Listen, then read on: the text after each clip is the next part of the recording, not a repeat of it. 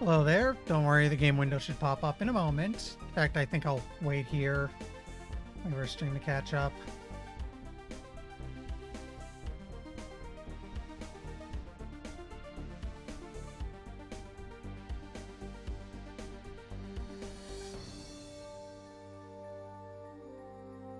Yeah, there we go. Huh, that's weird.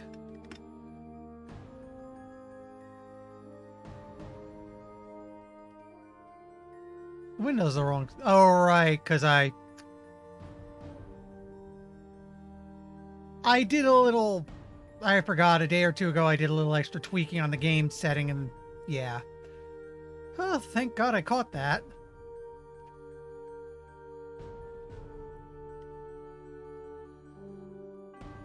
Alright. Welcome to Last Federation. You know what? I'll let the game's intro speak for itself. I've only played this game a little bit, and that was years ago. We're going to go on easy for combat and strategic difficulty. We're going to play normal Federation formation mode. There's a couple others from DLC. I never tried Betrayal or Invasion, so we might try runs of those too later on. And I don't think I'm interested in Tech Race, but there's a big demand I can try anyway. We'll see. So,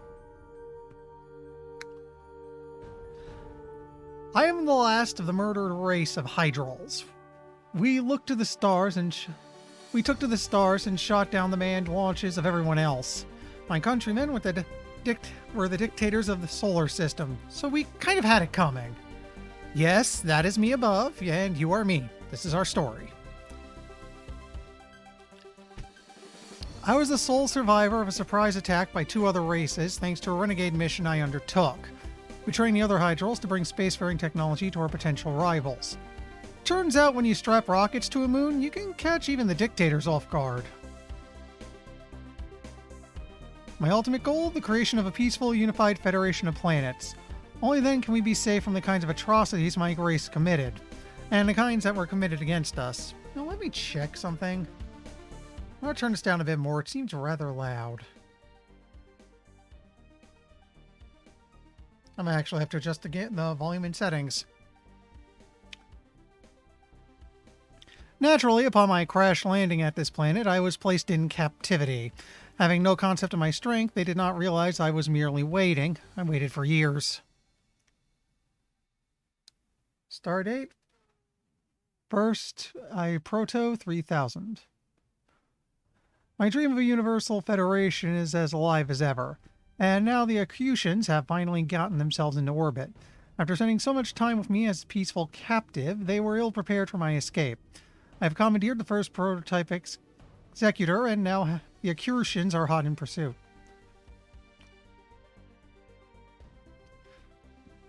The Acutians are still in the process of ramping up their space industry, so that gives me a short window of opportunity.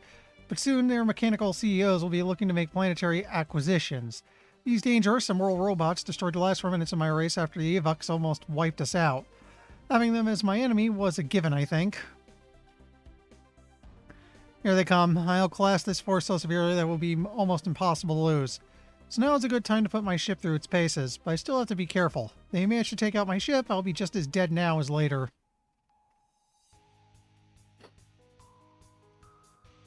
Welcome to combat. It's always your only flagship, plus whatever NPC allies you can muster, versus an indeterminate number of foes.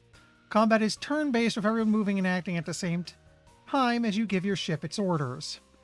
Your first order of business is to give your ship a movement order. Figure out where your enemy is. You'll want to use the mini-map upper right corner, and your view around, WASD or arrow keys, and zoom in and out. Mouse wheel.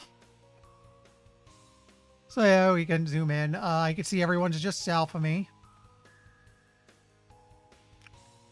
I promise I won't bug you constantly, but in this first battle there are a few things to point out. Look at the bottom of your screen. You have some new options. First of all, there are 3 different weapon choices. Right. Yeah, 3 different weapon choices down there, and there are multiple attack modes. Hold fire, alt fire, select targets, etc. Yeah, here's your weapons. Here's your fire modes. No, wait, these are the weapons, these are fire modes. Choosing the right weapon and the best attack mode is a big part of winning battles. Hover over enemy ships to see what weapons have the highest DPS per second against them. Bear in mind that sometimes this can be misleading, such as with the spread shot, because it's assuming that all the bullets fired per burst will make contact.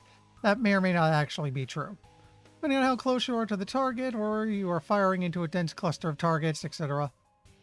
This battle is dead simple, but your future ones will not be, so use this time to get comfortable dominating the little ones.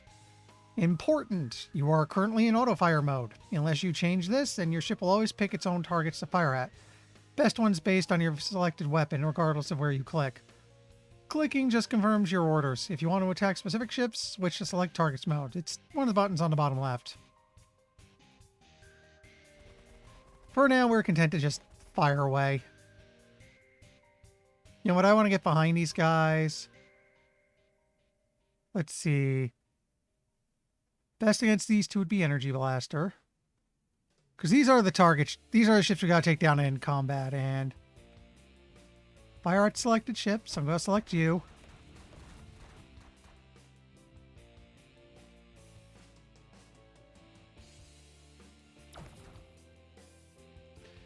Up until now, you've been attacking this enemy's shield. So best weapon for the job was one that does particular your damage against shields, or which has generally the highest overall damage rate.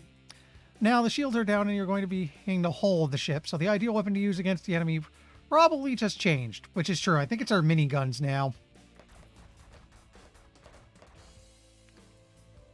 Yeah, it's bullet hell, but keep in mind, you are a flying brick. You're not really going to be weaving through everything.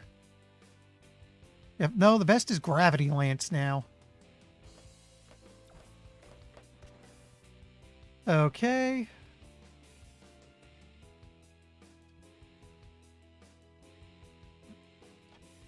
Let's get behind this guy.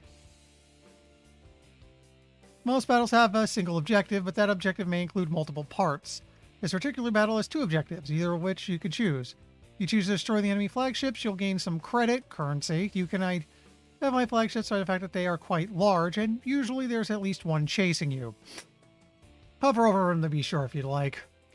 Alternatively, if you choose to instead dock with the science lab, then you can end the combat relatively peacefully. You'll give them some techs that make them stronger. That's smart. And they will like you a lot better. That part definitely sounds good. To dock with the lab, just fly over to it and wait. Tractor beam will lock on and take care of the rest. Usually there's completely optional side objectives that you could take or ignore. If you destroy civilian or military buildings, there are consequences, helpful or harmful, depending on the circumstances. But the battle keeps going until your primary objective is reached. You know what?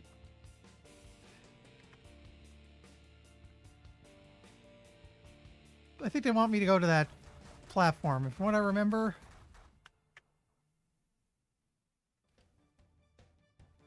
I'm going to set it to minigun and auto fire to try to get rid of little ships.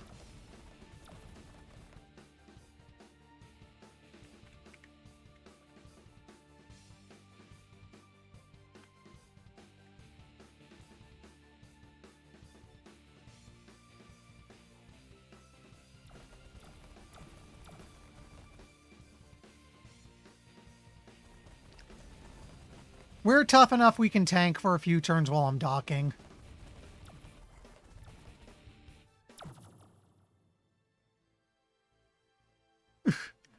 I swear this is the last time I'll interrupt you during this battle, but now that you're getting a few turns in, there's one more bit you probably ought to know. It's time to give you direct control over power distribution to your 3 subsystems. A, increasing power to your weapons gives you higher damage output as well as longer range. B, increasing power to your shields gives you faster shield regen and makes your shields more resilient to shots that hit them. Increasing power to your engines gives you faster movement, better turning, and a further distance you can move per turn. To set your power levels, just click the various bars or use hotkeys. There are instructions in the tooltips. However, during each turn, your ship automatically changes power based on context. Let's suppose you don't issue movement order. Well, that diverts power to weapons and or shields instead. Now attacking, divert to shields, etc. This keeps you from needing to fiddle with it for minor adjustments.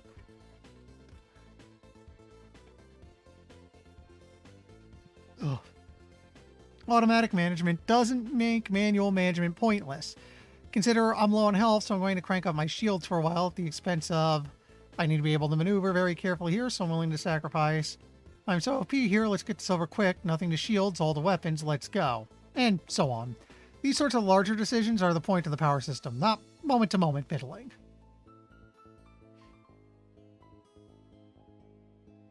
Was it about better turning arcs with different engine power levels? Well, see for yourself. At the default level, which is what you've had until now, you move pretty well, but you can move super precisely if you crank it all the way up. Barely move or turn if you crank it all the way down. Hey, how the heck can you do that, sir? Curly Q? Waypoint. Simply hold down Shift key while issuing movement orders. You'll lose a little speed with each curved waypoint, so your total distance goes down a bit, FYI. Are you feeling a little overwhelmed with all this info? Sorry about that, but you do not have to memorize it. You can review it all anytime by viewing your logbook in the menu. It's up when you hit the escape key. Okay, one more turn.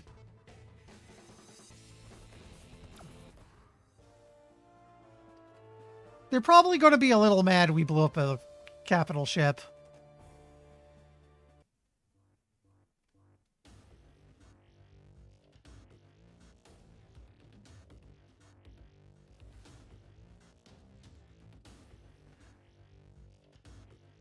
Alright. We mother a space sheep. It's a solar map.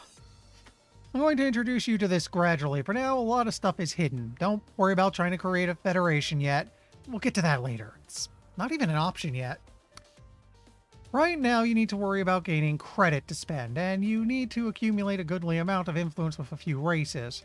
Humble suggestion that you start by delivering spacefaring tech to the Skylaxians and/or Pelotons, and then run some dispatch missions for them to gain more credit. Your current focus should be on making yourself more powerful and influential, and as you complete missions and political deals, it'll open up more and more ways for you to do that, culminating in the option of trying to form a fledgling federation. Want to read this or any other message option again? Just check your logbook. So, from when I used to play, I can remember bits and pieces. Pelotons are probably one of the better ones to start with. They're one of the weakest races in the game, which is bad when all hell finally breaks loose, but they're one of the easiest ones to get in the good side of. No, that's the Borine. Skylaxians. That's the Andor. Where are you guys? Evok. Thoraxian. Burlurst. Yeah, that's the Accrucian. Here we are, Peltions. At Fastus.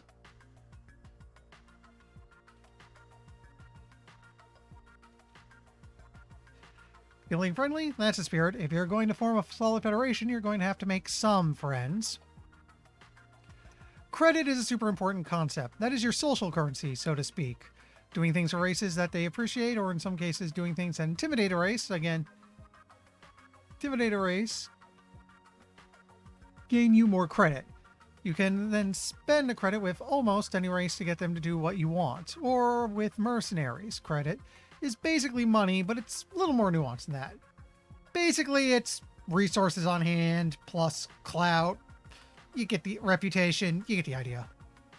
But be warned, sometimes there are no friendly actions you can take with a race. Either you don't have anything to offer them, or they simply hate you too much to accept even needed help. This is one of many reasons your influence with races is so important. Depending on the actions you take, your influence with a race goes up and down. High influence makes them more likely to cooperate. Low influence makes them more likely to try to kill you.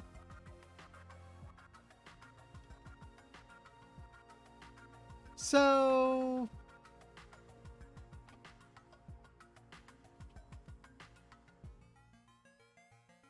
let's see, there's a computer report on this. Your race has long possessed the secret of spaceflight, and it's yours to bestow where you will. This race will eventually reach the stars on their own, but granting it to them early will make them very grateful. Not only will you gain a lot of influence with them, but the credit reward for them is a huge windfall. The danger posed by the spy probes is not to be underestimated, however. At first, they just send out little test shots and patterns where they sense something might be near. But once they land a hit on you, or hit on you on them, They switch into an extremely dangerous hyper-aggressive mode. Make your way carefully through the maze of sensor bullets that they create.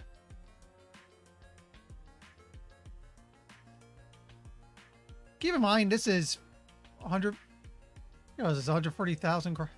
14,000 credits. I only have 52 right now, so we need this. First time delivering technical documents. Oi! Okay, so stuff just got real. Maybe.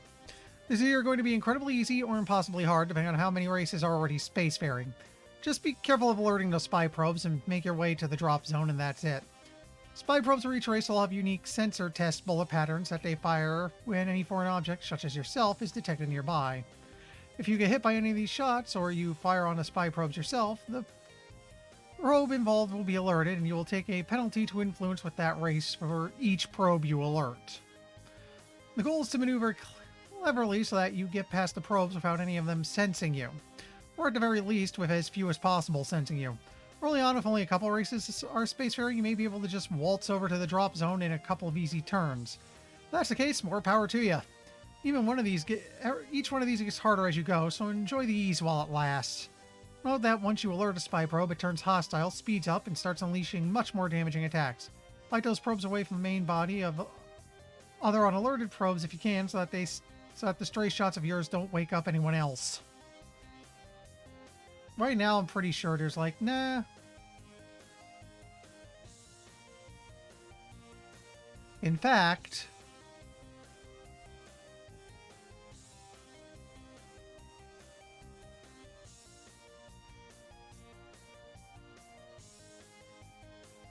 yeah, it looks like we've got a... Oh, we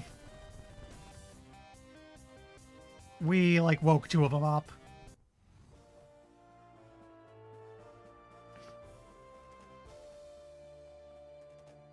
The Peltians are now spacefaring. They are soft and weak. However, they have a penchant for blowing things up from orbit. They may be easy allies to win over. Yeah, that's why I went for them first. Easy to get hold of. The Acutians are a little annoyed with us. That must have been their probes. So let me see. What else can I do now that I woke you guys up?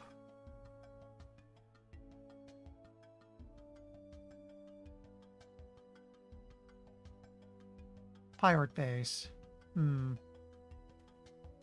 Oops, not what I meant to do.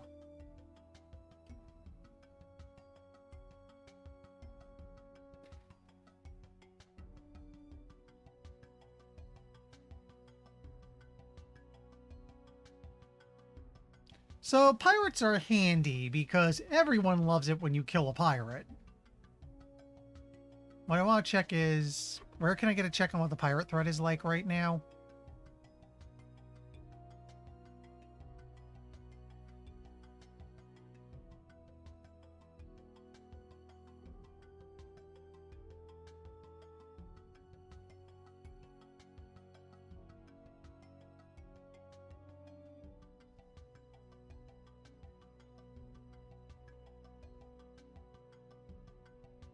Oh yeah, because the Acutians are already spacefaring, which is somewhat worrying since they hate us.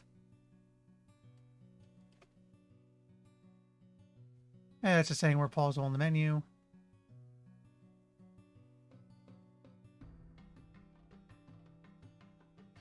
Interesting. It's suggesting we go for, besides the Peltians, that we go for Thoraxians or the Evox. What I'm trying to figure out is how many... There's only one pirate base, which means I don't want to destroy it. I actually want the pirates to get worse. The idea is, if I destroy the pirates, that's it. They're just gone from the game. If I let them grow and get ugly, it's going to do two things. One, it means more bases I can destroy for essentially good PR. And two is, as more races get spacefaring, they will fight amongst each other. Time spent fighting pirates is time spent not killing each other. Remember, I'm trying to form a federation here. I kind of need them to get along.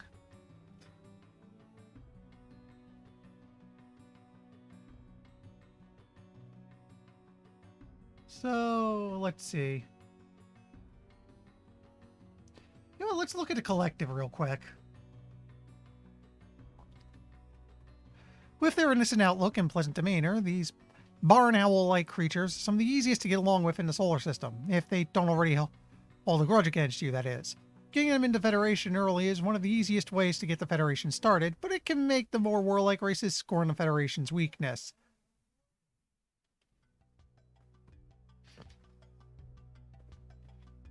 And let's read their political overview.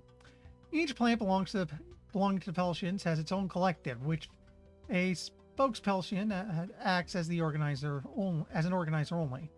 Dealing with the Peltians is very unusual, however. They have no interest in anything that your credit can yield. The only thing that matters to them are their own voting proxies, which you can earn by doing friendly actions for them.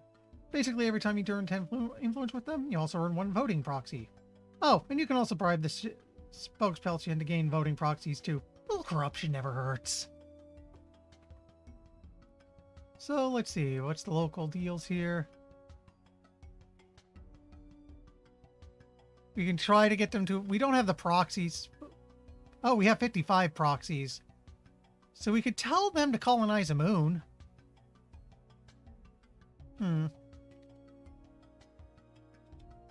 For now, let me check Computer Advisor.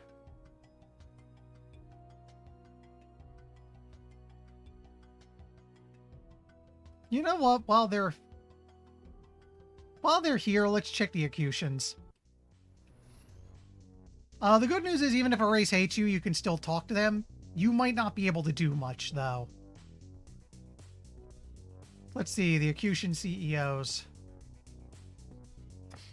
It was the Accutians who delivered the final blow to your race, and their ruthlessness carries over into how they handle politics, which to them is really just another layer of their capitalistic business. Accutian CEOs are extremely well guarded and cannot be assassinated, but you can make them fall from power by sabotaging their industry.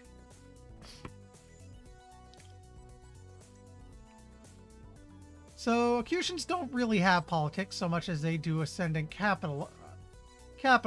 Out of the 17 industries that the Accutians organize themselves into, they choose 3 are the most powerful at the time and choose their top CEOs from those industries to represent their planet as the business elite. Industry quorums are held periodically, and if the power of the values of various industries has shifted, the leadership will also shift.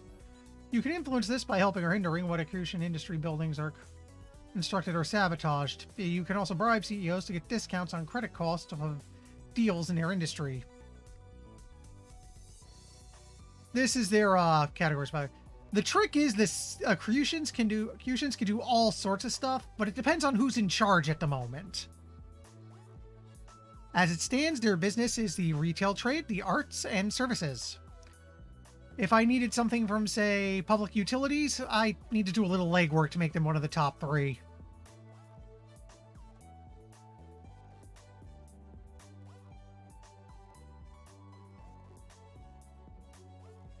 Or anything of you are nothing but the last war criminal of an oppressive race we already destroyed.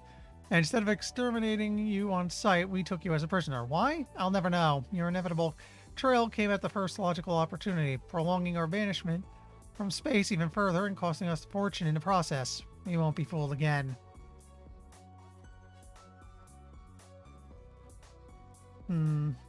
What's the Computer Advisor got me again? I was thinking the Evux or the Peltians might be a good one to get.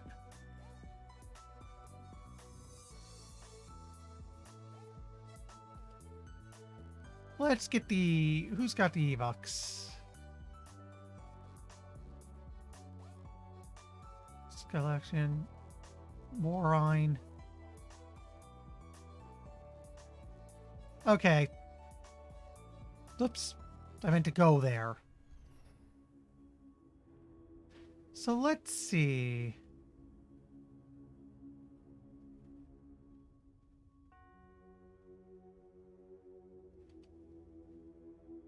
We wanted to... What was hiring a diplomat do?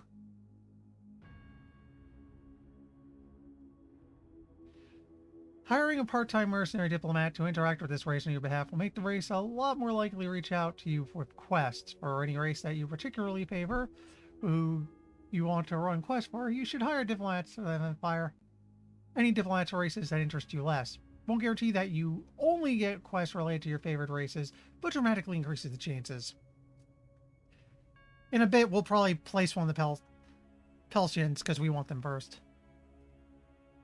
This will be a little harder than last time because there'll be Crucian and Peltian probes.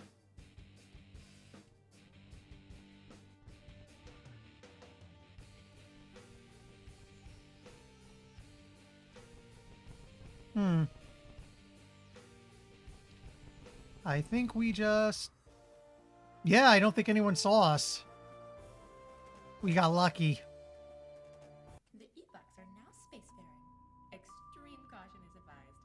They are not aggressive, but are incredibly dangerous when cornered. These are the same beings who wiped out most of your population with mysterious technology. Hey, there's new tech progress button under your basic info tab of the solar map. It shows you what technologies you and all the other races have researched. By the way, don't worry about memorizing all this, and yeah.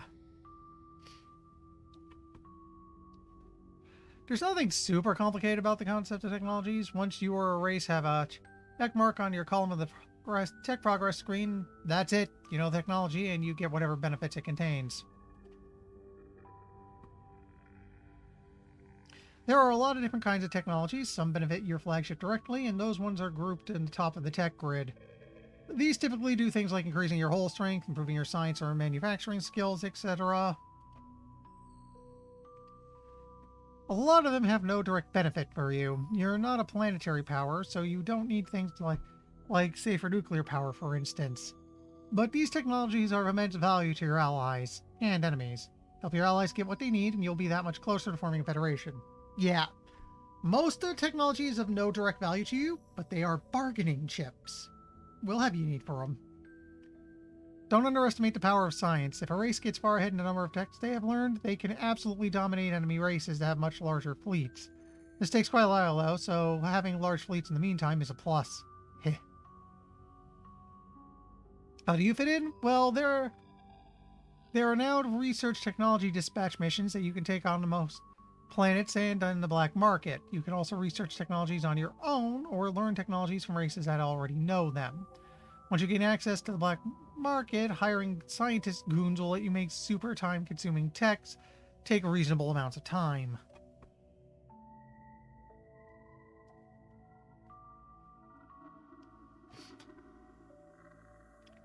Lastly, under hostile actions of each race, you can now raid for technology to steal what you need. To do this, you first have to recruit an informant, which is your general link to the criminal underworld of each race, except the Andors and the Axians, who have no criminals for very different reasons. One way or another, you need to get techs. The Evox now went from slightly hating me to kind of liking me. And they're spacefaring. So let's see their elders. The Evox are the ones who murdered almost your entire population, but they did it with science rather than the sword. They're an insular race that are rarely military supreme. Political dealings with them are iffy at best, but having them remain outside the Federation can be trouble, so pick your poison, I guess. The Evox Council of Elders is a 7-member interplanetary body with memberships that never changes unless one of the elders dies. Given their extremely long life, this pretty much means assassination. Worse yet, the Evox are extremely resistant to outside influence of even a positive sort. With every political deal you make, you increase their resentment against your meddling. This in turn jacks up credit costs with them. As time passes, the resilience fades back to nothing. However, if a specific council member's disposition is not to your liking, you can use bribes to change it. After the bribe rating on a member reaches 1,000, a new disposition is rolled at random for that member.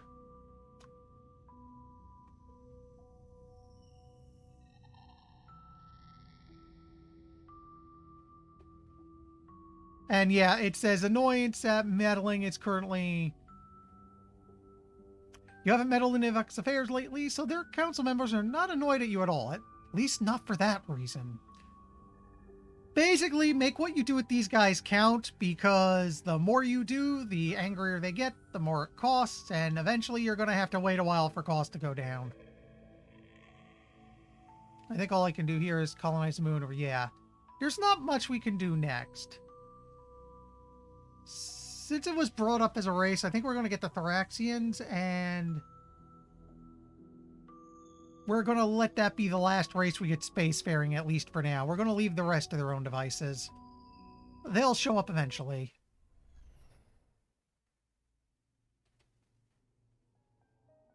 Okay, let's deliver some spacefaring tech.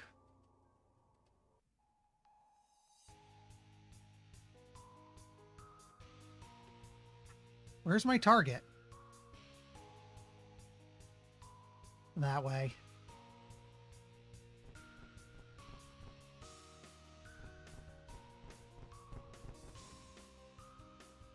Okay, I just screwed up.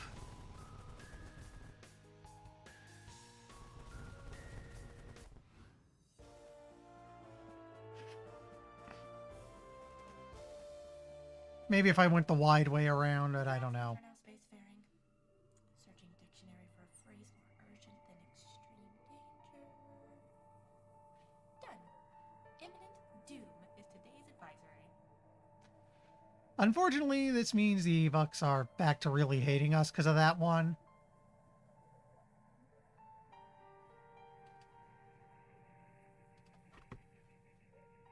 So let's go visit their queen. The Thoraxians are overall very difficult to please, and there are comparably few political deals you can make with them.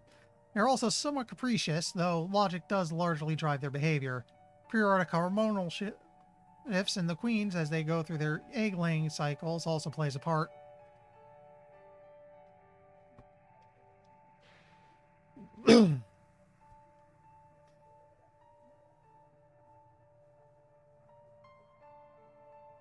Each Thoraxian planet has its own hive queen, and she has her own mood based on the local circumstances, as well as the Thoraxian situation in general.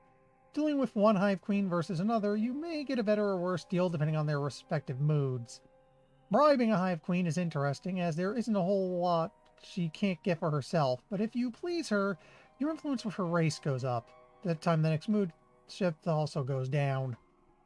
So, very temperamental.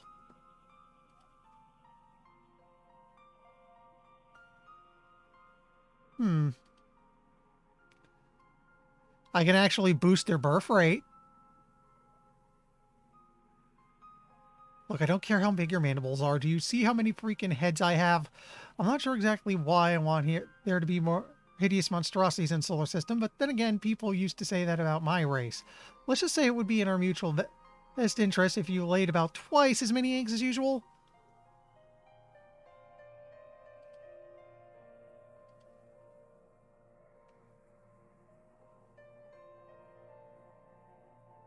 Yeah, I could tell them to destroy a pirate base, recall their raid ships, or attack another race.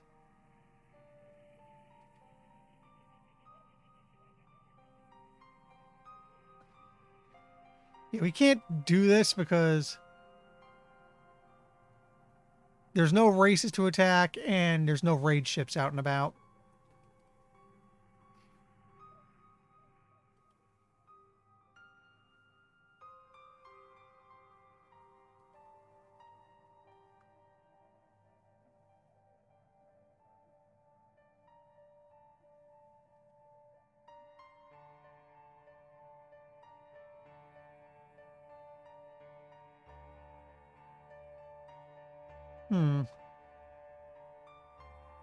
I can announce another race.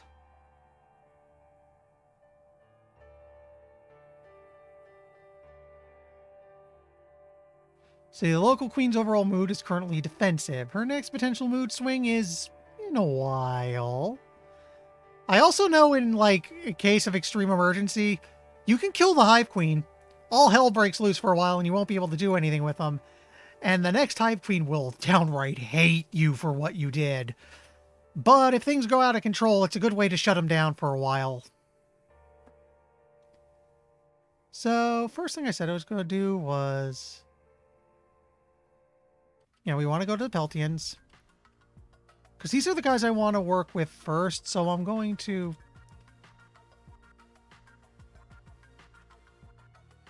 Oh, wait, I think it's not at the Collective. I think it's a friendly act here.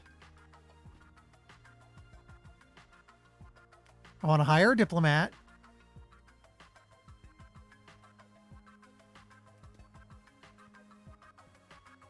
And what do I have here?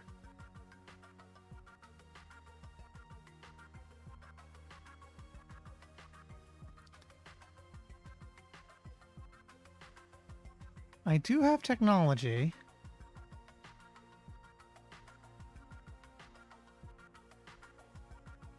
So let me see. I can boost their own research. Speed up construction. Ground military. They actually have the worst ground military in the game. It's not really going to be much for them. Economic and growth.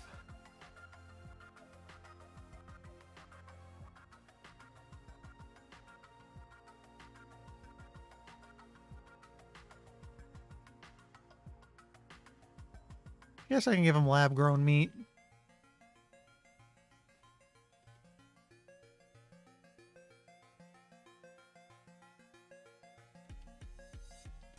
In fact, now I think about it, this is a little nuts, but what I'm going to do is...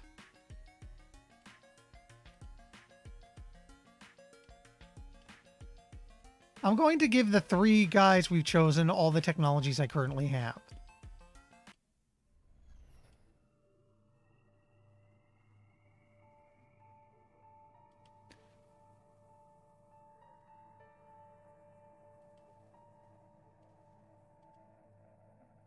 This is making them like me a little bit more.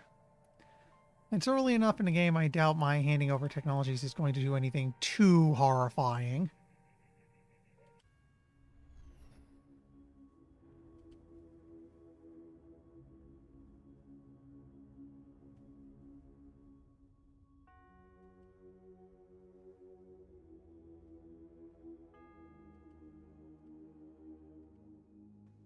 These guys hate me a good bit. We're going to have some work to get them. Now, what's this about blackmailing against the Burlist? All right. Well. Looks like the extensive spy probe network of the Evox has actually done us some good for a change.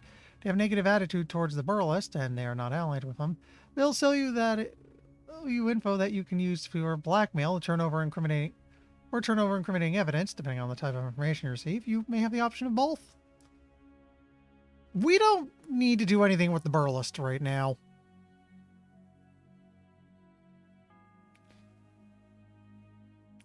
Actually, you know what? Excuse me. I gotta take a quick bio break. I'll be back in a couple minutes.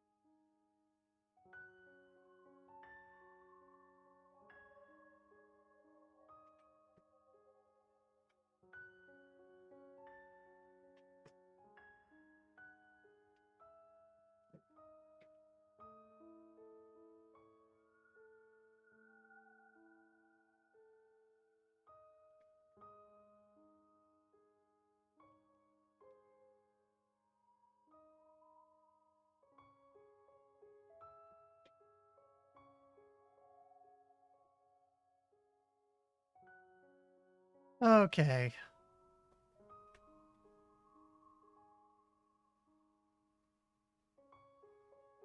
So let's think. The first ones I want are the Peltians. So what can I do if you actually...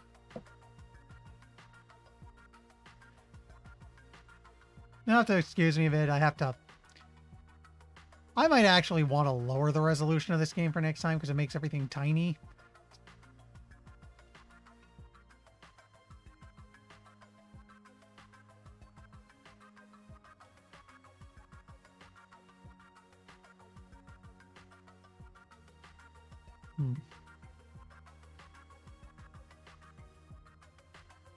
Still only one pirate base.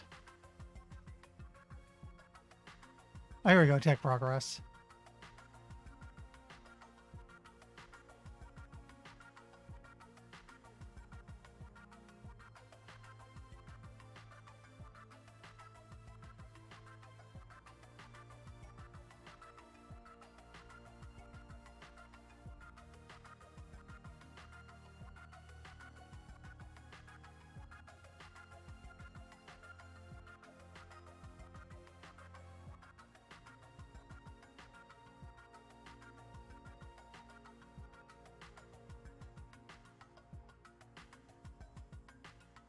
Oh. Yeah, so everyone has at least a few techs. Oh yeah, these are the unique race techs for each race. One of the DLCs added those. So for now, let's see.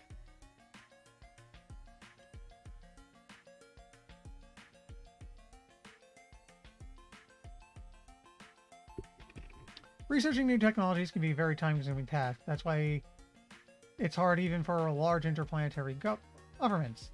If you want to be able to help directly research some stuff as opposed to just stealing it from governments all the time, you'll need some help. A lot of help. In fact, you don't have much choice but to find a sponsor race that will share the burden and reward of the research. Even then, they won't throw all their research capacity into your projects, and main technologies may remain beyond your grasp.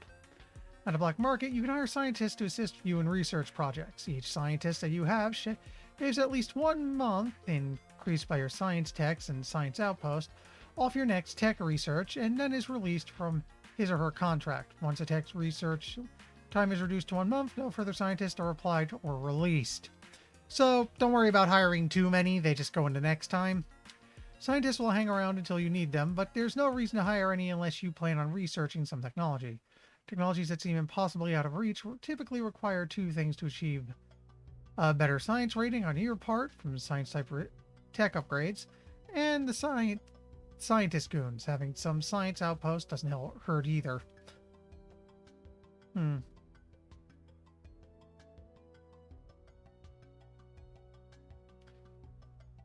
me see. I think I have to talk to the collective about this. Local deals? No. Military? No. Again, I don't want to destroy that pirate base. I actually want them to grow.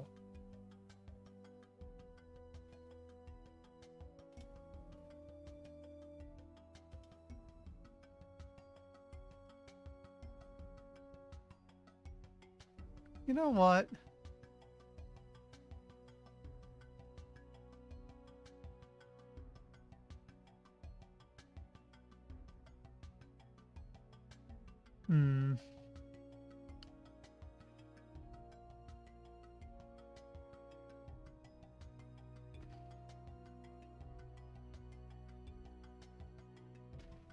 I think we can both agree these guys are pretty awesome. Let's spread the word to your other friends. If your client race has a very high opinion of you, you will lose extra influence with them owing to their disillusionment from you having to come to them with requests like this.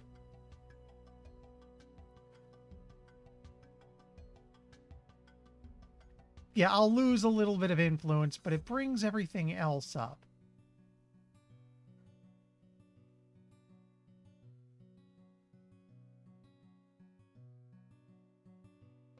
So this makes everyone like the Thoraxians a bit more.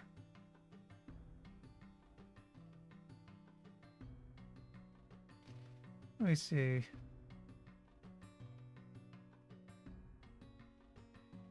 What will it do for the Peltians?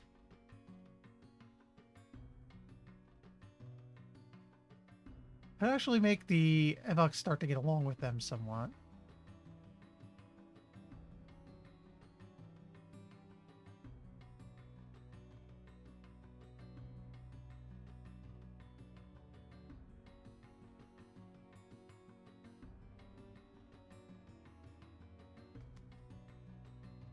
Okay, let's do this.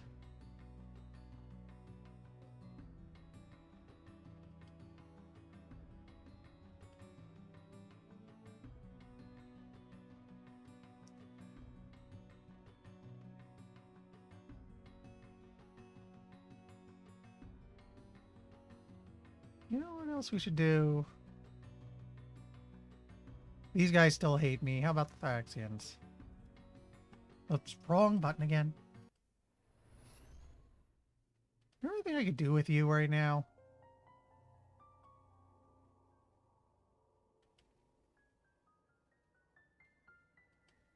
Yeah, she's just not feeling it right now because she's still hell-bent on defense. She basically only wants to build up her fleets and hold ground. Let's go back here.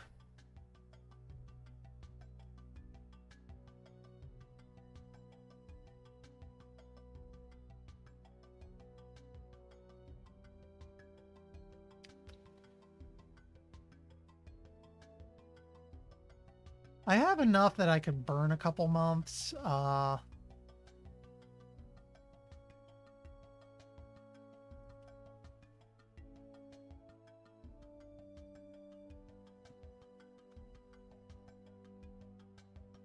Let's get them on better terms.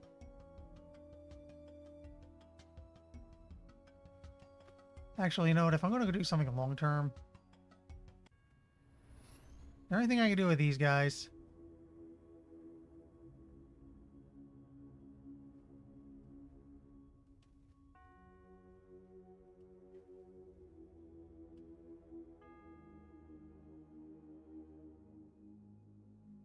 If I do this, this would let me slowly build up some influence with them while making them better with the Peltians.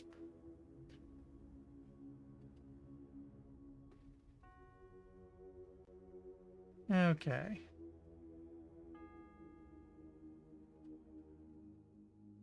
Let's speed things along a little bit.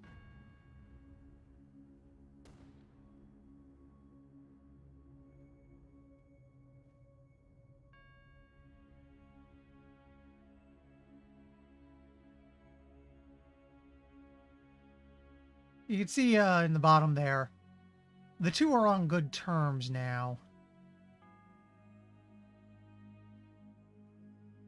Let's try to get them both to friendly. Okay.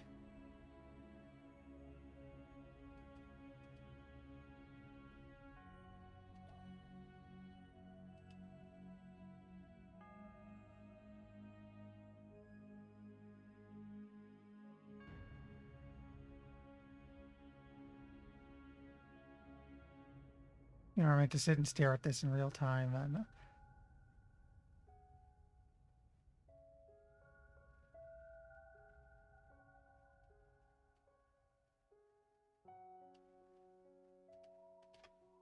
okay, now I'm running out of money, so I have to cancel. They're favored, and the big thing in here is my influence has... Now they just disapproving, no more hatred. Bad news is that was like all my money.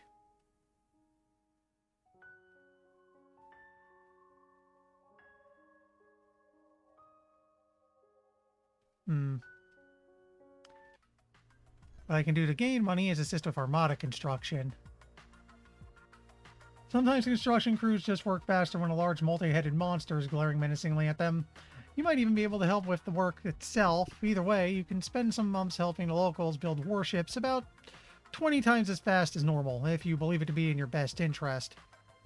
These guys are militarily the weakest. They're gonna need all the help they can get.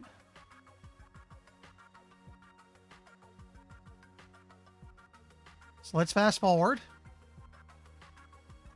This is getting me a lot of extra money. Wrong. Somebody created a virus called Ada I4860 that's trying to reprogram some of the robots to be more orderly. These are sentient beings. They're like me, just with legs and a torso and stuff. That's just wrong.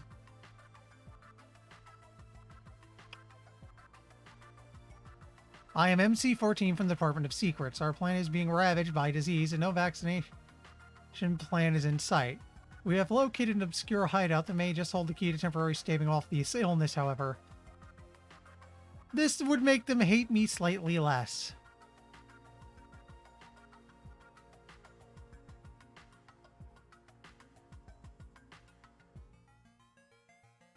Okay, we want to abort the dispatch mission.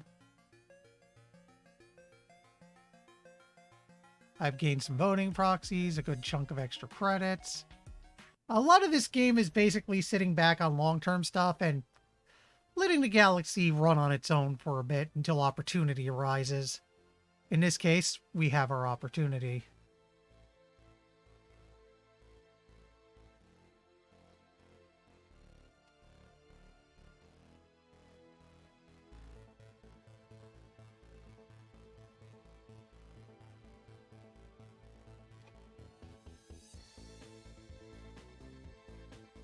Let's begin this. Destroy all enemies.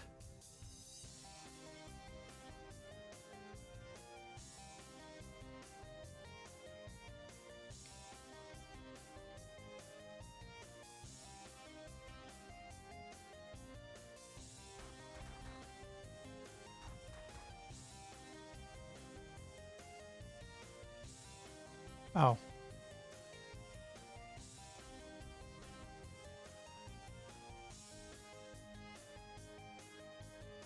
Let's even this out a bit.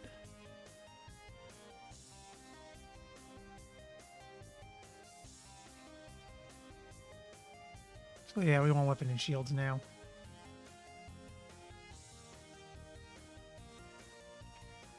Let's blow this thing out.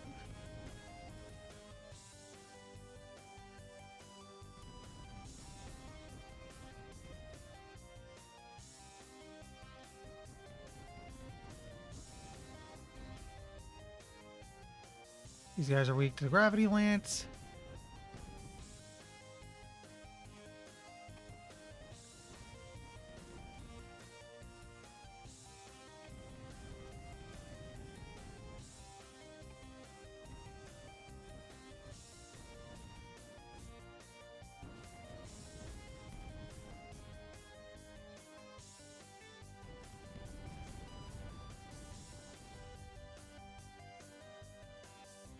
Oh dear, we're about dead.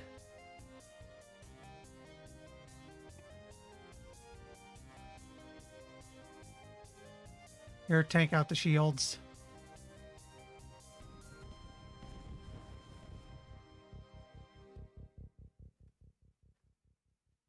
That'd be one for the energy blaster.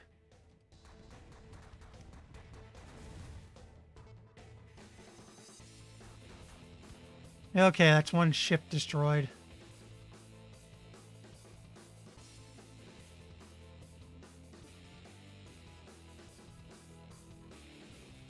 You know what?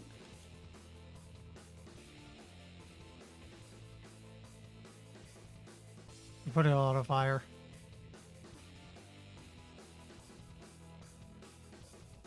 It's one for gravity lance.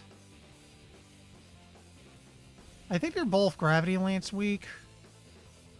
And so we might as well just leave it on auto fire because we're only ever near the one.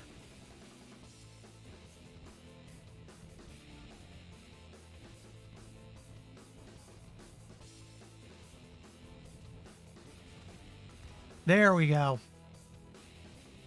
If only the one ship left, the thing should be a lot less crazy in here.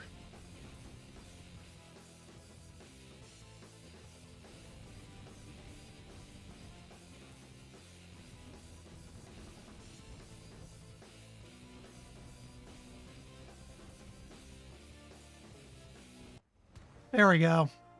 That almost killed me. Ooh, shiny new toys for your flagship. You may think that combat is easy now, but as the game progresses, it gets steadily harder. Combat becomes more tense, you will need to rely on an ever-growing list of special abilities, as well as the tech upgrades you've already been introduced to. Using a special ability sacrifices a normal turn, one where you move and or attack. Instead, it just uses the ability, and whatever previous momentum your ship has retained, so that you may drift some more, depending on how fast you are going, at the end of your last turn. That said, special abilities all have a very powerful side effect. They cause an energy ring to burst out of your flagship, destroying all shots that come into contact with it. This is hugely useful in complex battles. Namely, that would have been useful about 5 seconds ago. You may find yourself using secondary effects even when you don't need the specific main function of an ability. They're basically bombs in like the bullet hell shooter sense. They just also happen to do other cool stuff. Flagship customization lock. There's a new customized flagship button right on your main solar map HUD. Clicking this section lets you choose which 6 specific abilities are assigned to your flagship and which 3 guns are equipped to. As you progress through the game, you will unlock more guns and abilities. Excess unequipped abilities are also useful whenever you use up the ammo for an ability on your bar during battle. A new unused ability of the same category is swapped in after 30 turns, if there is one, except for operational abilities which can't be swapped in this manner. Ammo? Oh yes, abilities have both ammo and a recharge time between uses. Don't worry though, ammo is completely restored after each battle. Just like your health and shields, your ship has the ability to make some pretty amazing stuff out of all that space junk you wind up creating during battles. The black market has appeared on the solar map. Looks like you're no longer the only mercenary in the solar system. That's okay, there's some professional courtesy extended between all mercs, unless you find yourself on the wrong end of a bounty. It's nothing personal, you know. But you'll always be welcome at the black market. There's a lot of stuff you need that you can only get on the sly, and the black market is where to go. Once you click on the black market to visit it, you'll see the above button. That then opens up wherever purchasing and selling options are currently available to you. Some of the deals are just behind closed doors trade in perfectly legal items. There is a great place to pick up hydrol technology, in other words, guns and special abilities. It's also a great place to hire goons, which are essential to doing any sort of research or construction.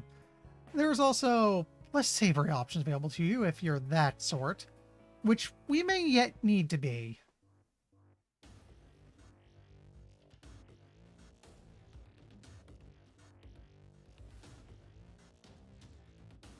The Burles hate me a bit more because I wouldn't give them spacefaring tech.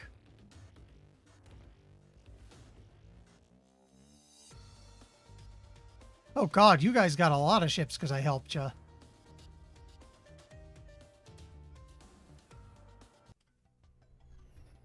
Let me see, friendly acts.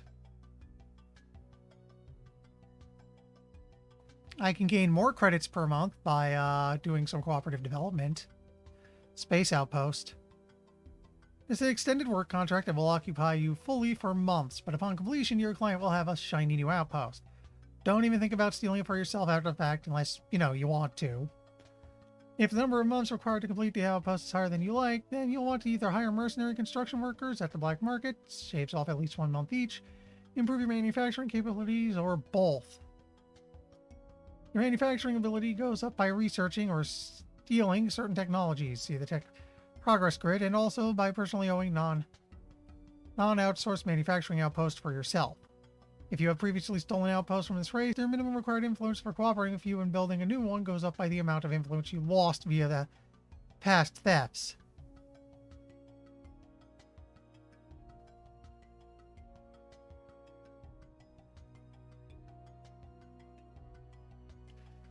If I do this without hiring goons, it'll get me a good amount of trade. And 36 months isn't so bad. Or actually, yeah, they don't have enough. We could help them make a manufacturing outpost, though. Let's do this.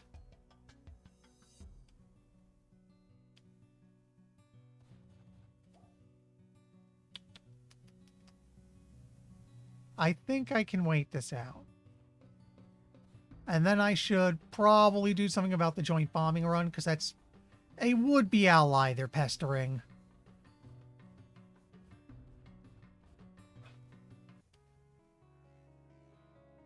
That's some voting proxies. They really like us now. Okay.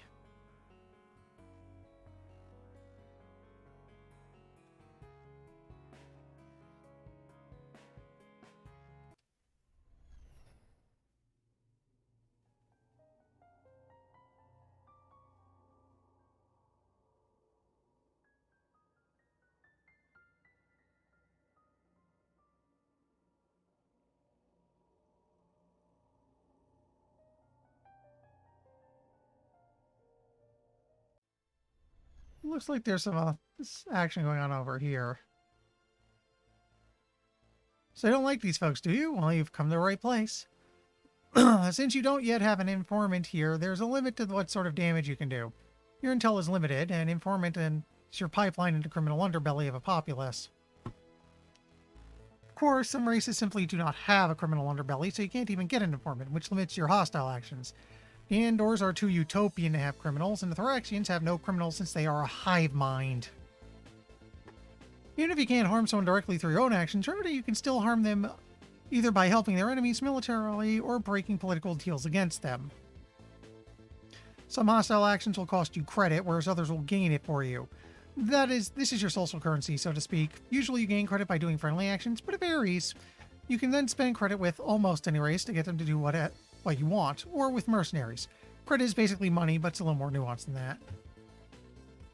The other thing to pay close attention to is how much influence you gain or lose with various races through your actions. The higher your influence with a race, the easier it is to get them to do things for you. The lower it is, the more likely they are to try to kill you.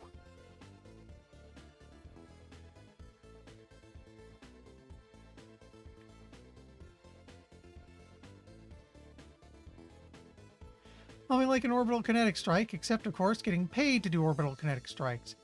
Your hydral technology enables you to make highly effective tactical strikes on ground forces in a situation where less vessels could handle the heat. Forces currently invading the planet would dearly love to have your assistance with double their own effectiveness.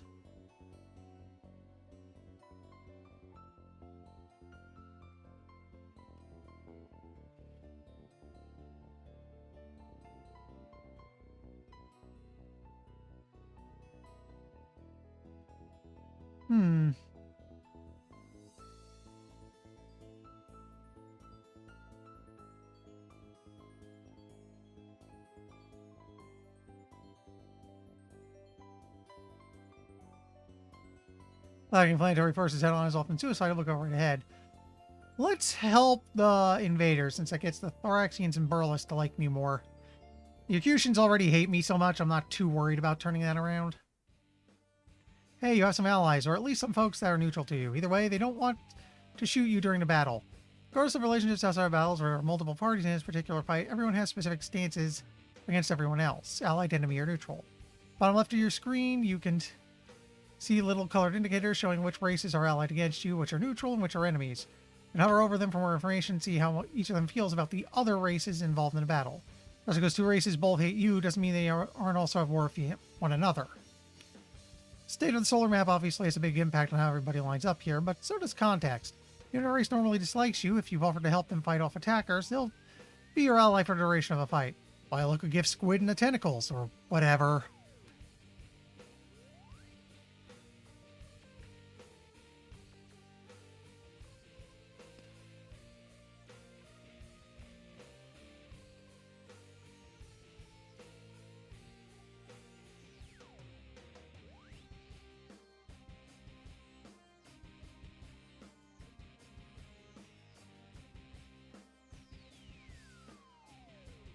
There we go. Keep it balanced for now.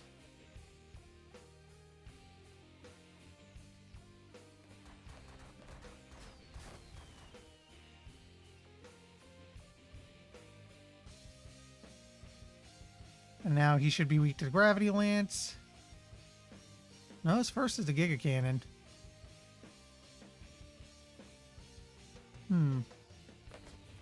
I might want to see about... Oh.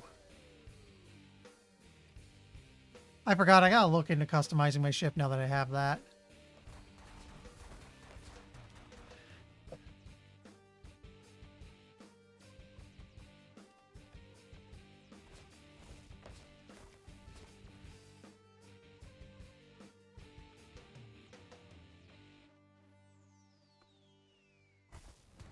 Oop, that's the end of it.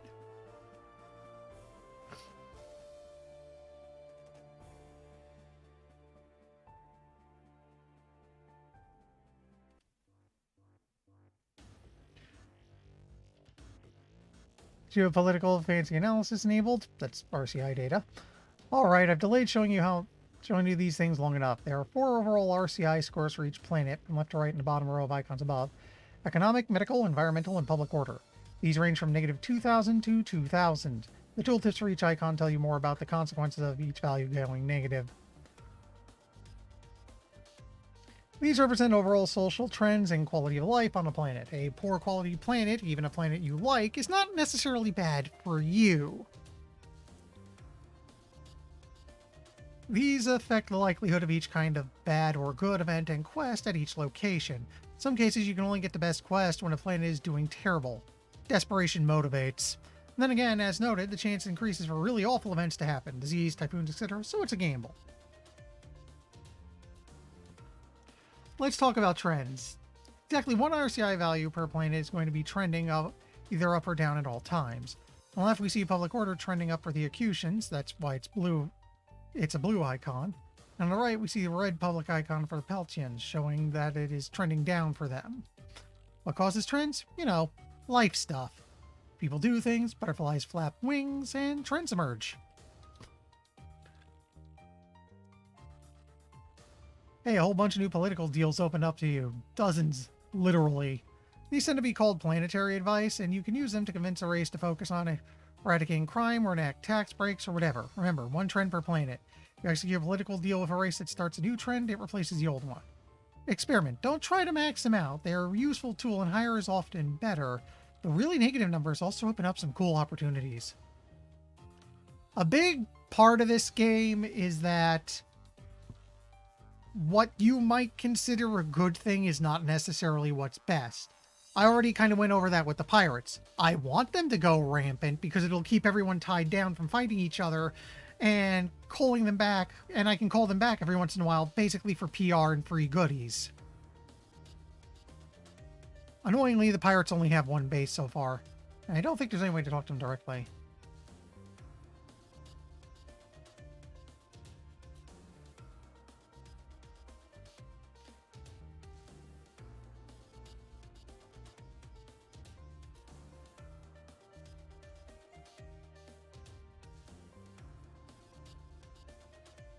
These are bombing runs I don't want.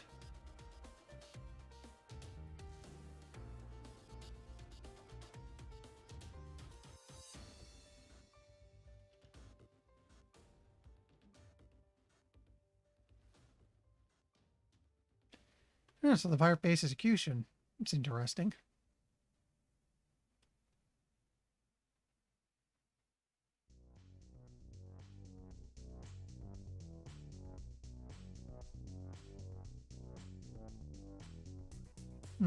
Wonder if there's anything we can do at one of the other planets right now.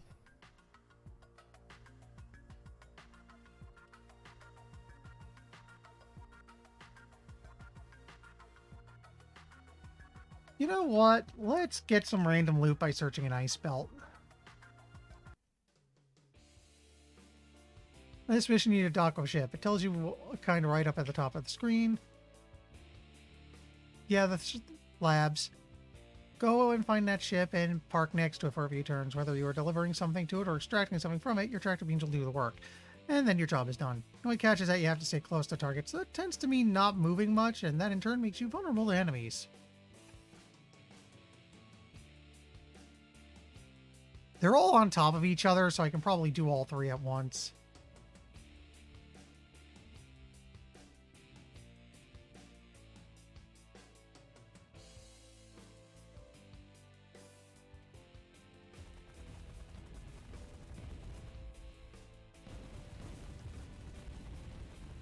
We're just going to tank through it. Okay, now comes the fun part. We sacrifice this.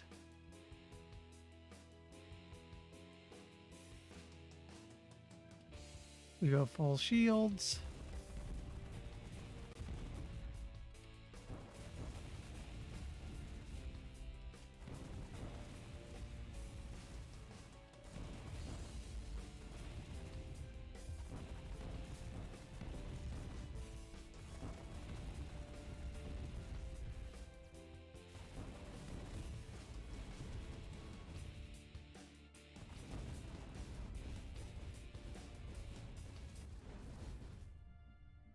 Oops. Managed to warp out just an instant before our ship exploded from all the damage it took, but it's taken us 6 solar months to retrieve and make our repairs. Yeah, we screwed that up. Hmm. This is our homeworld. Hey, look, it's us. This is our destroyed homeworld. We can't really do anything here, though.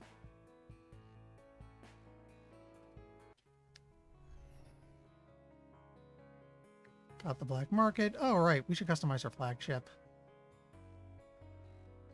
Oh, yeah. I forgot to use this stuff.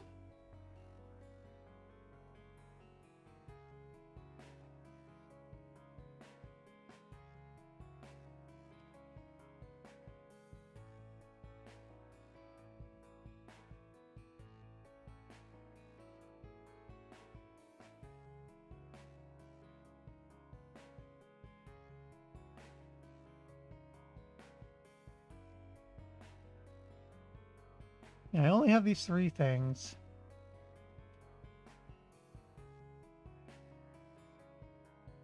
You know what? Anti-swarm lasers sound good.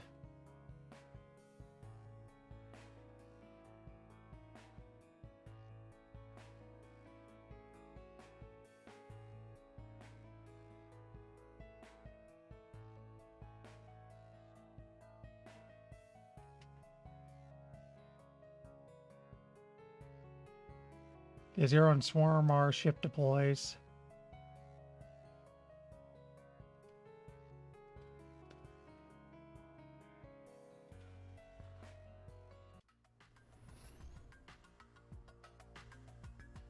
Let's raid pirate convoys for some loot.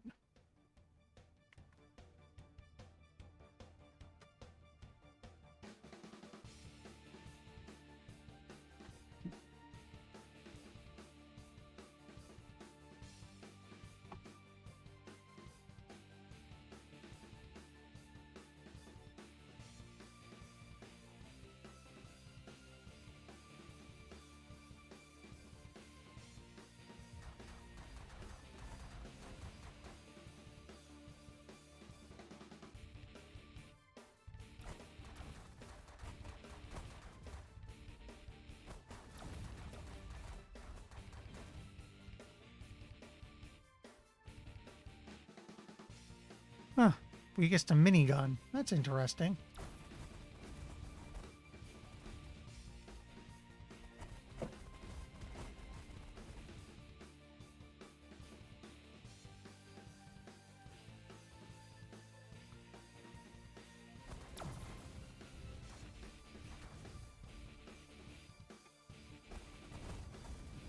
Okay. A lot of these guys are allied. You know, it looks like I should just go auto fire now.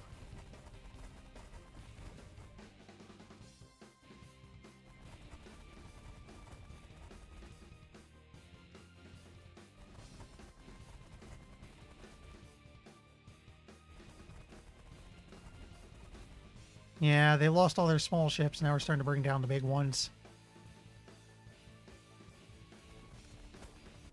There we go.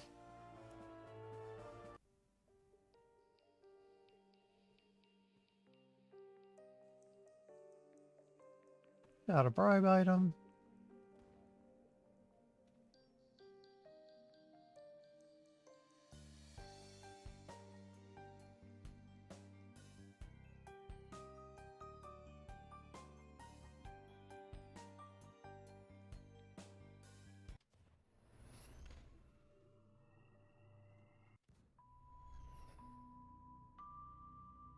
What can I do with you right now?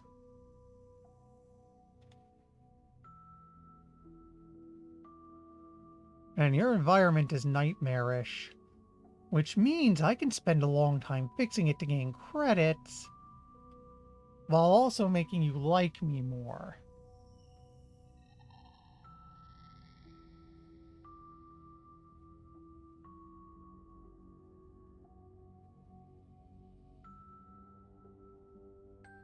Unique hydro terraforming technology, which can gradually improve the environment on the planet, but it will take time and quite a bit of credits.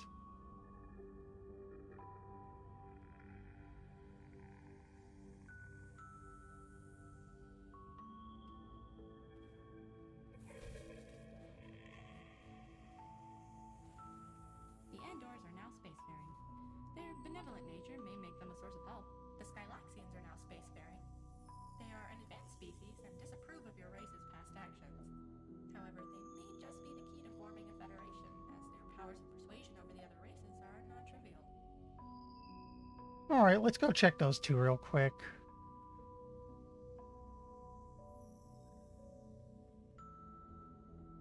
Here's the Andor. Oh yeah, we want a dispatch for now.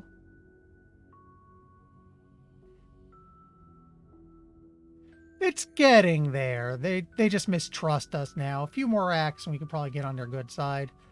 With how big a mess their planet is.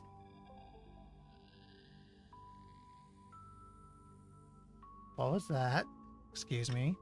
Testing. Okay.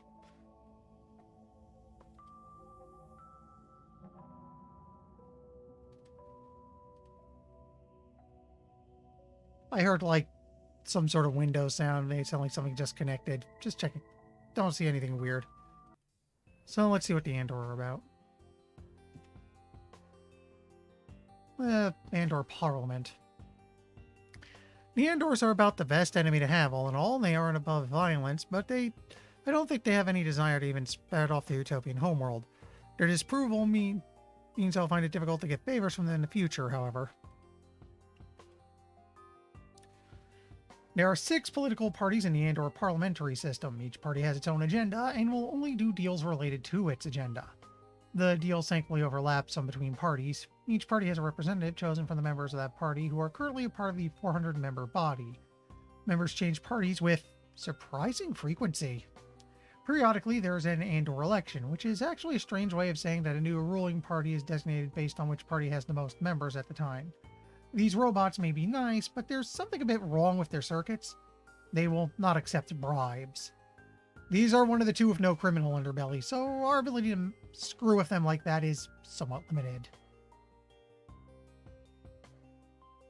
They're currently ruled by the technologists, and you will not be able to do political deals with any Arab parties until they hold the highest number of seats at the time of the next election. Kind of like the Acutians, but a little more restrictive.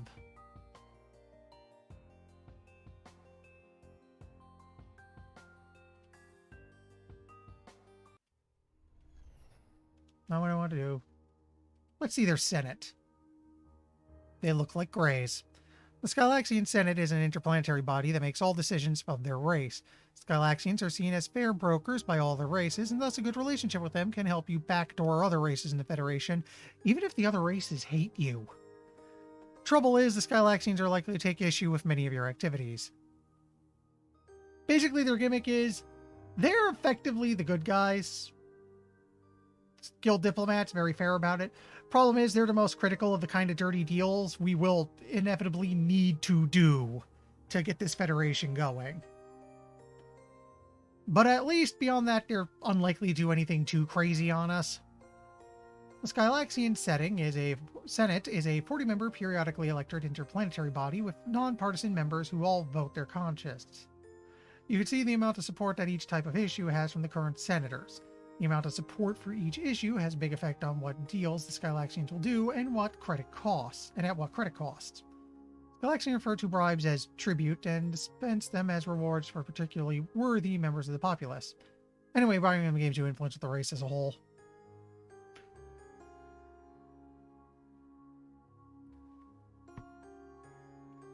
They kinda don't like us at the moment.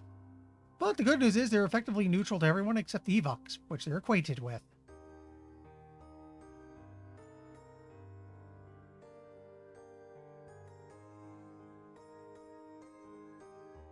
Getting into their good side might be good.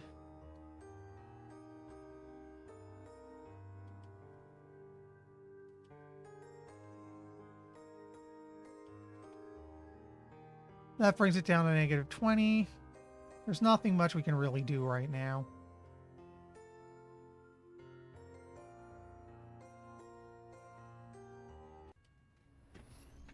Excuse me a moment.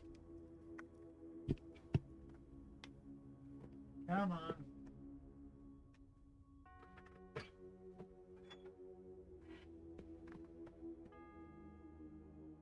Go on. There you go. You can go.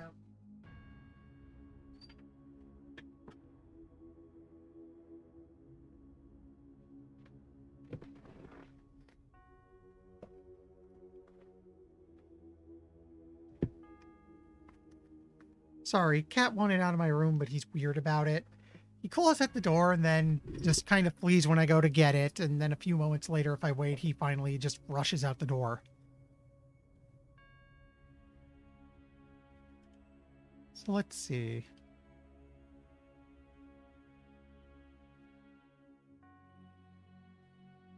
Nothing we can do here because we need better influence.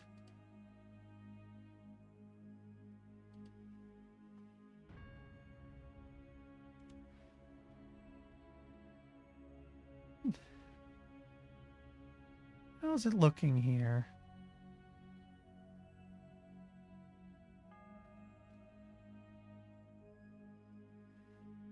Nothing's really bad on any of them.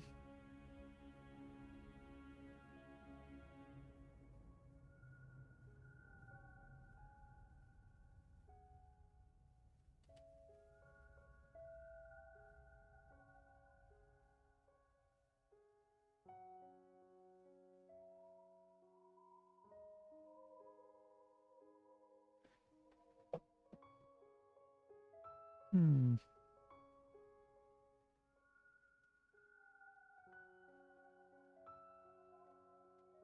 I can study with them to gain technologies, which... Actually, that gives me an idea.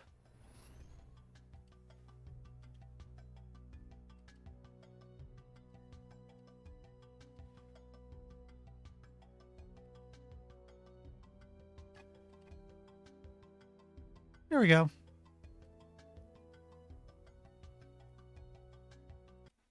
Thoraxian's another one I might be able to do stuff with.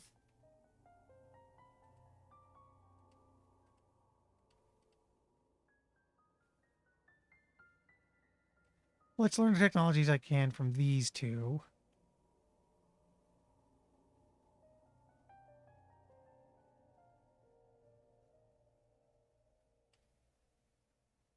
Action event notifications enabled, even though you might not have known it. You've been flying a bit blind until now.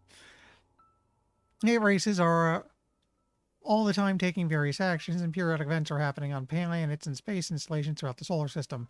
A new sidebar on the right-hand side of the solar map will show you the major ones only, and the button below that lets you see everything. Each little icon or each row in full notification log has information on who did it, where it happened, if relevant, and what happened. Oh, by the way, those icons on the sidebar. They're color-coded by race, so you can tell at a glance what each race icon corresponds to. This is what the full notification looks like. You can click the text anytime to get a pop-up with details about it. You can also click any icon in either of the two columns on the left to filter through certain kinds of notification. For instance, this is the view you get if you click the Thoraxian icon. We just see all the actions and events that are theirs. Or here you can see what if you click the Research Tech icon. It shows you all the texts that have been researched by any race. And on that last screen, here's what happens if you click the Accusation icon. See the history of the text researched just by them. Pretty handy. But wait, there's one last little bit. If you click on the plant details of any one plant or outpost on the main solar map, you can get specific event logs just for that location too. Okay. Let's gift you some techs.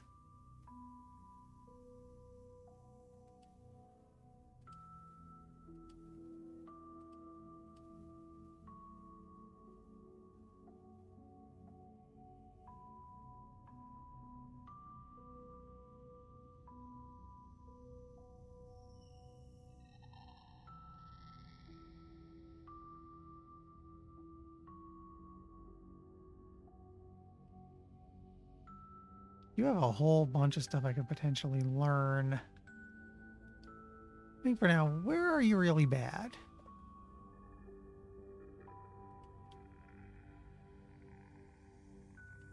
Is this local law enforcement? Not feeling like the local level of social order is what it should be? Well, if you lend your time and credit to local law enforcement, you can improve that.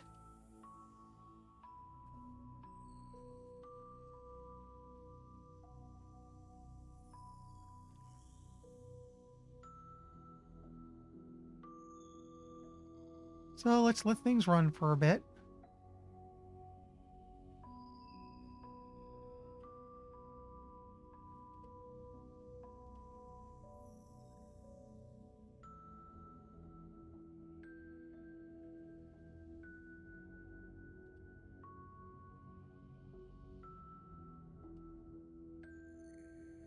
Hmm.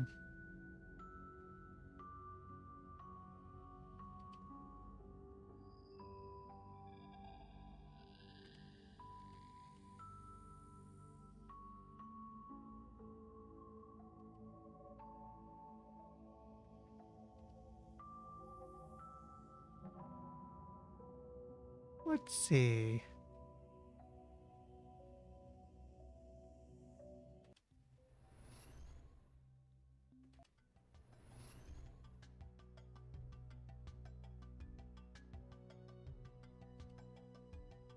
Could improve relations with another race here.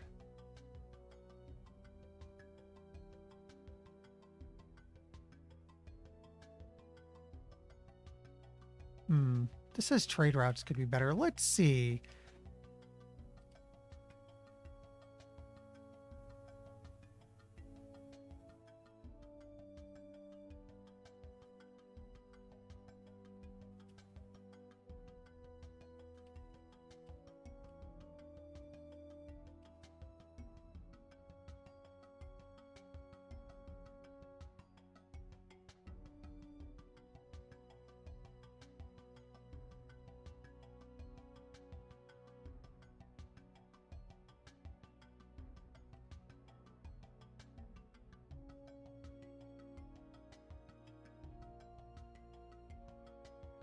Let's pass the text around a bit.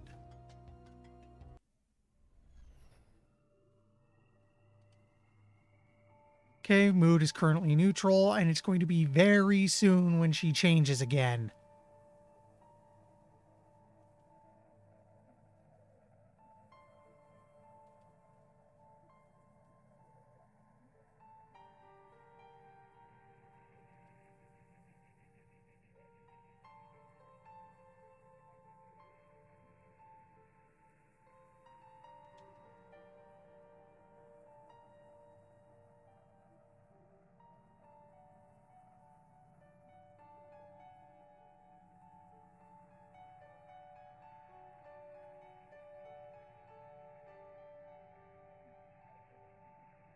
Okay, she's not really in the mood for anything right now.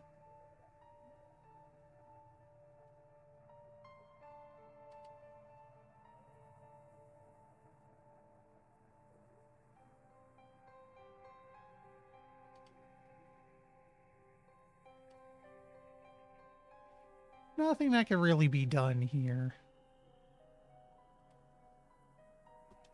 Actually, how's her planet?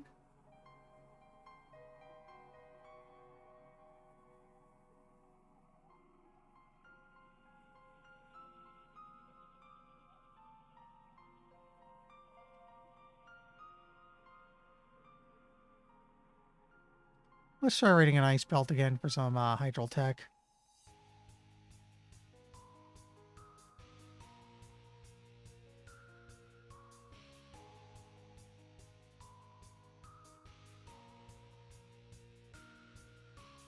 Huh. Looks like these guys are all weak to the minigun. Okay.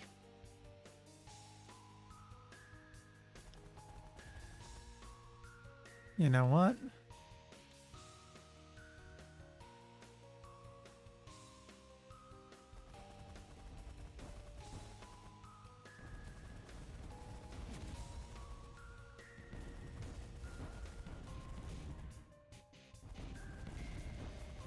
Yeah, let's just rip these ships up before we try parking anywhere.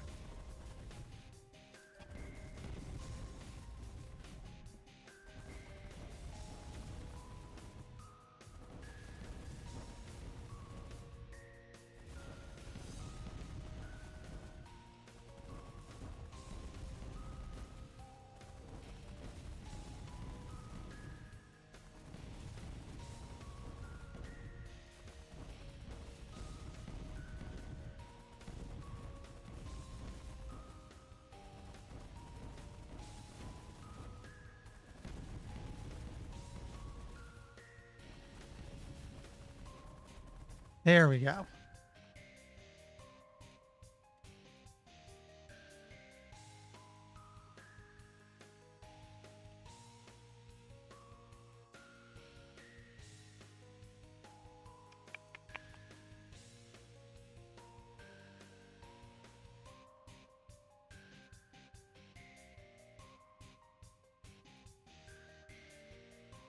This is a little dumb. They really should have just made it that the battle automatically ends if you kill everyone, because now I'm just kind of stuck sitting here.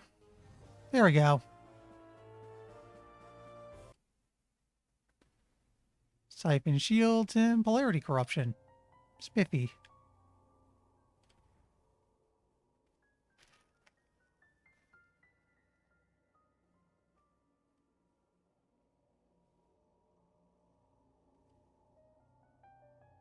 Let's get some bribe items.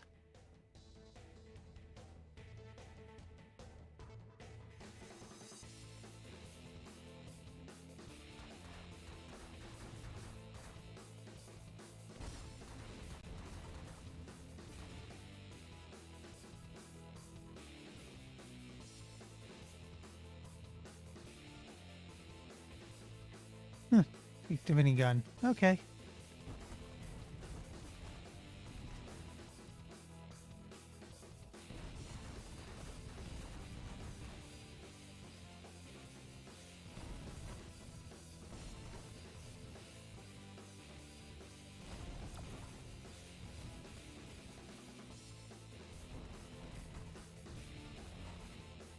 Man, are these fights a mess.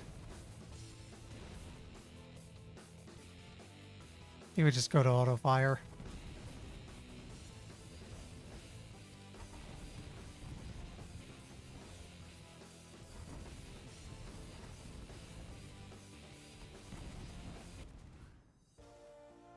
There we go.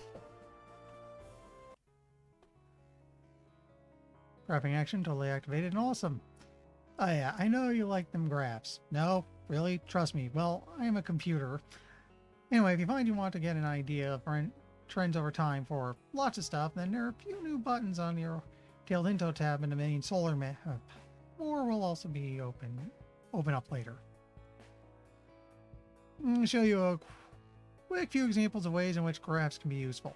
Check out the military graph, showing the total power of all races. See how the Skylaxians overtake the Acutians? That's from text, not outpacing them in ship production.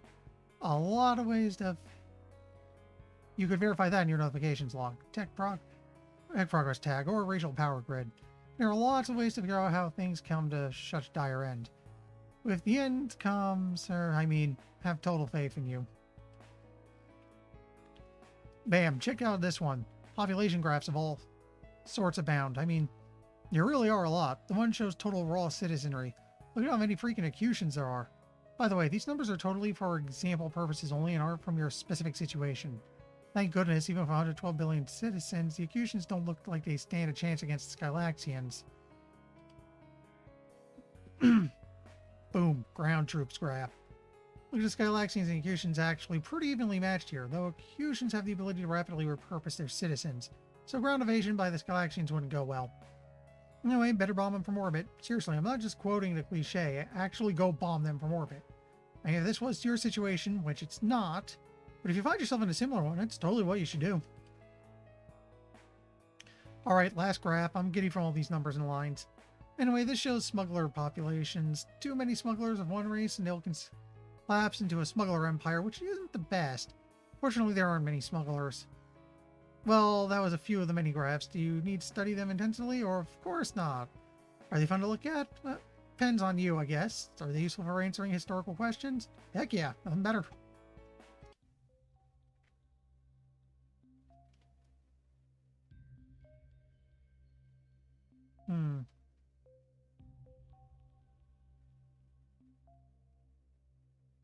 Both sides lost some power from that.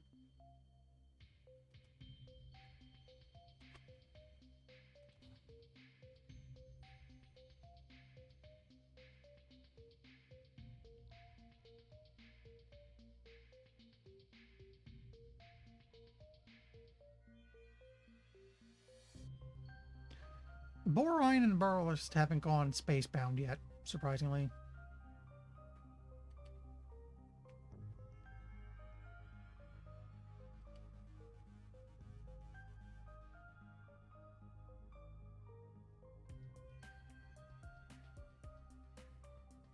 Hmm.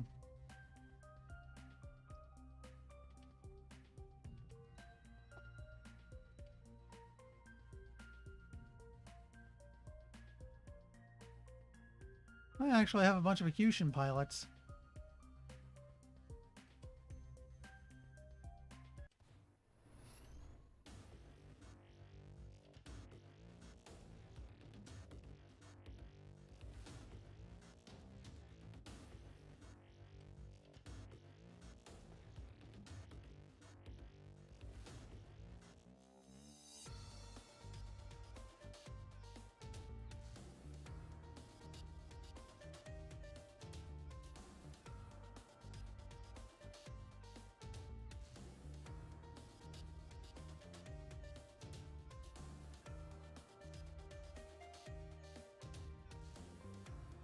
What we can really do with them right now.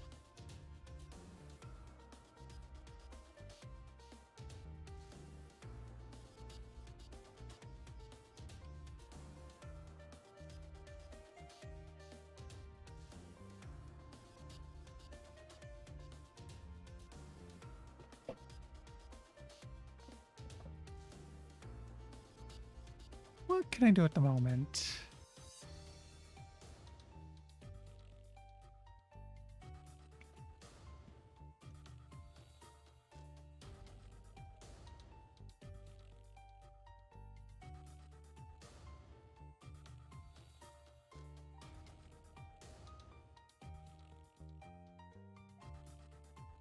Could help these guys out in environment a bit if I want to get on the good side.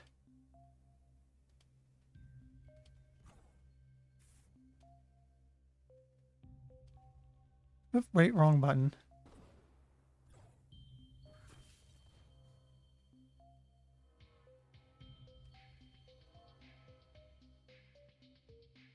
We're not going to give them spacefaring tech.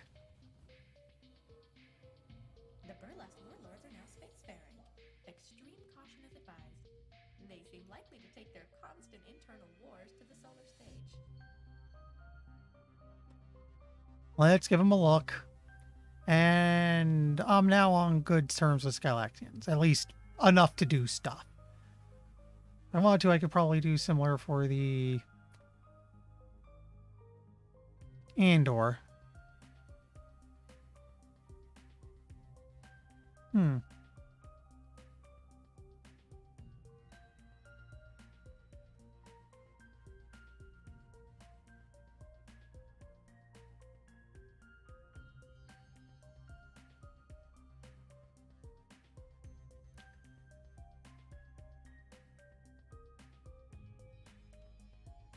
Yeah, we're ready to abort.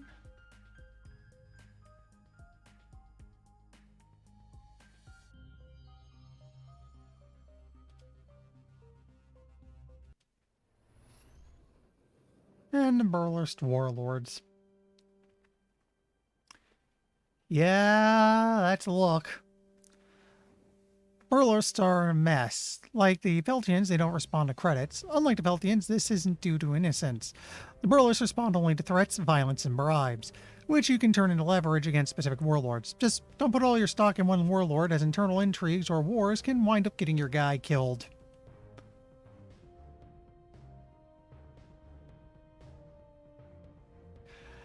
As you can see, we have a small problem. Everyone hates them.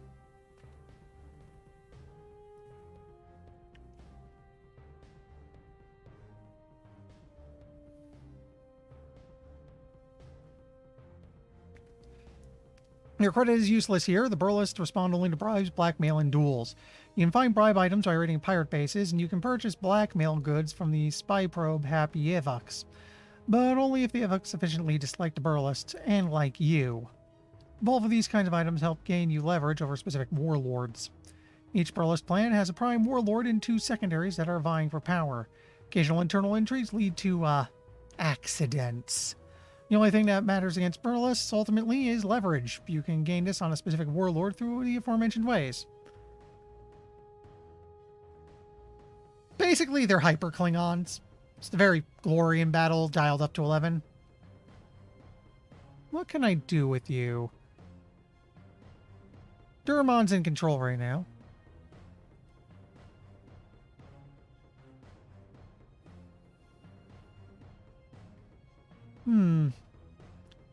You got some information that the warlord doesn't want to let out? Well, you can blackmail him with it to gain leverage. Don't worry about repercussions. He won't take it personally. Blackmail in Burles culture is kind of like, I don't know, asking to borrow a cup of sugar in Skylaxian culture?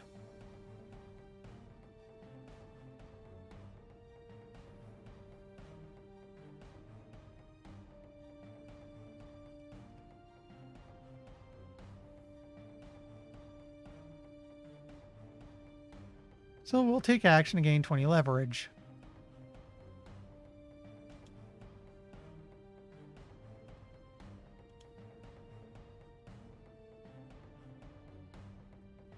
So if nothing better to do, let's see. You know what? Just to show off how it works. So if you lose, that's it. You're dead. If you win, a new secondary warlord will pop up to replace this one. You'll gain a bit of leverage over the current prime warlord and a moderate amount of leverage over the two secondaries, the current other secondary and the new secondary that will replace this guy when you finish with him.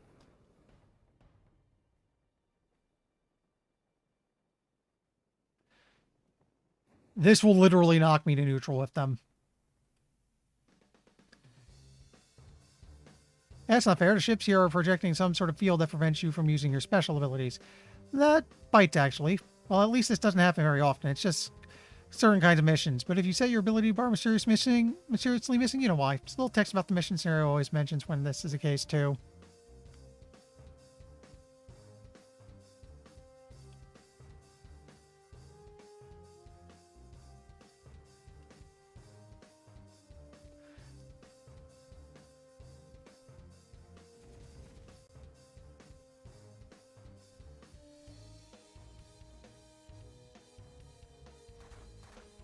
Okay, we're in range.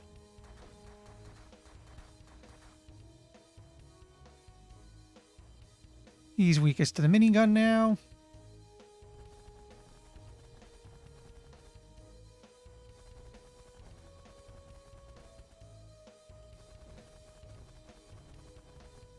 The bad news is he's got a butt ton of hole.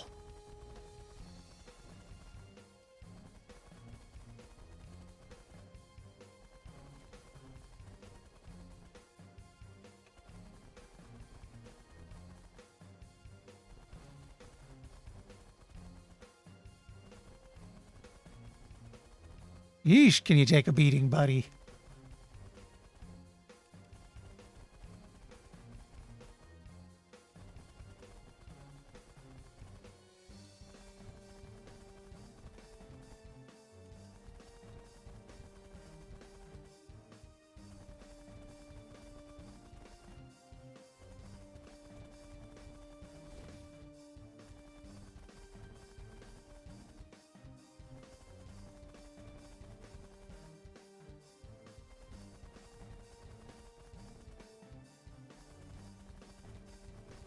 Almost.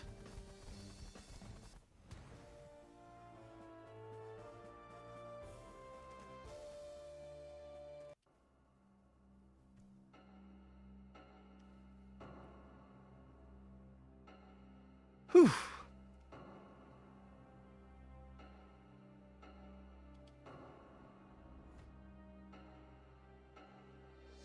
So let's see how we're looking with the warlords now. So, good news, bad news about Burlest is the good news is the whole leverage system is probably one of the simpler ones. Just kill some warlords you don't need use of and get a ton of leverage with the others. The bad news is because they're so warlike, once they get into space, they tend to just pick fights with everyone and slowly make everyone angry with them. Good luck getting them into a federation.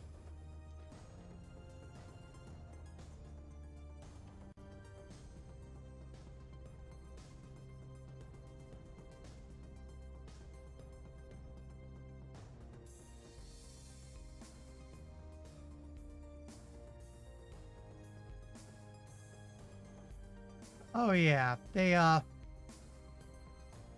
tend to dislike your meddling, so most of the stuff you do, unless it's telling them to go punch things, you tend to lose influence with just about everything you tell them to do.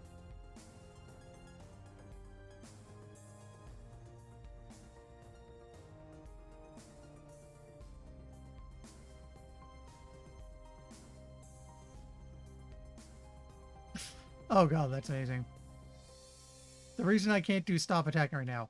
Hello, you've reached the Skull Throne office of Durmont, Burlest Warlord, Esquire.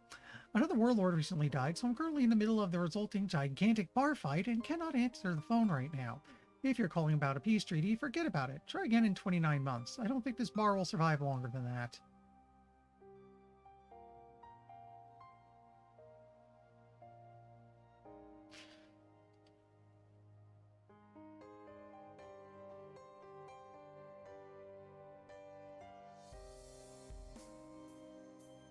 For extra fun, we can bribe him for some extra leverage.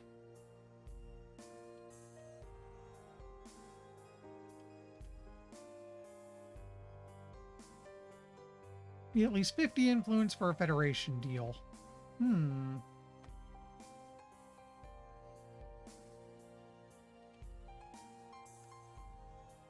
Once things calm down, I could get these guys into a Federation with a bit of work.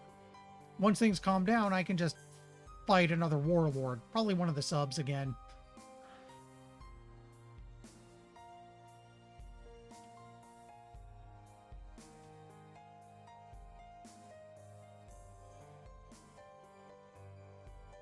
I am putting a word with your boss. You'll lose a slight bit of influence with the Burlist for deigning to ask for a favor like this, but all the leverage you have over this warlord will be transferred to the Prime Warlord, which could be extremely useful.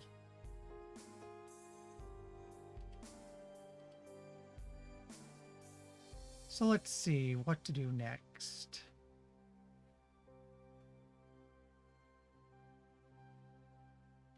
Actually, what can I do to Skylaxians right now that they don't really hate me?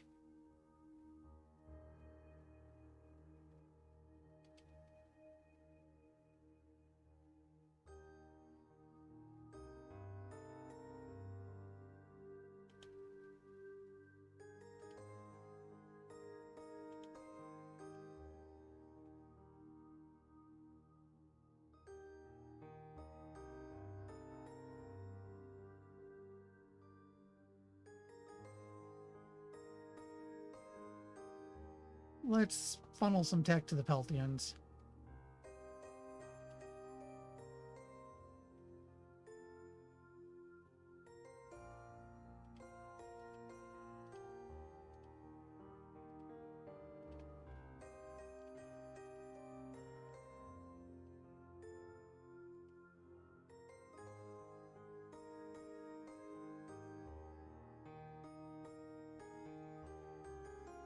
And the Thoraxians to try to get influence with them up.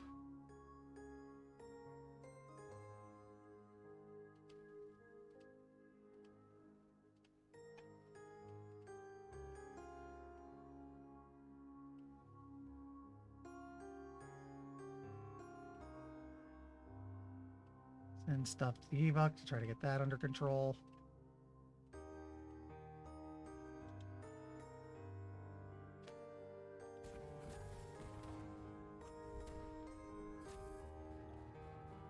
Oof, ouch. There go the Accusions. That was their last planet. Guess you got your revenge for that planet cracker after all, eh? Whoops. The Thoraxians have a new world. Okay, so that's the Accutions out of the picture.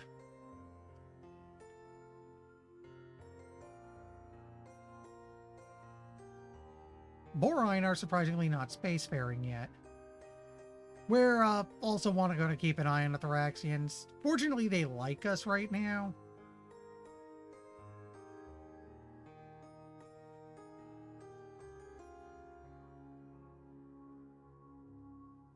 So, it's not as bad as it could be. Compare if the Evox took another planet, it's like they still hate me, so...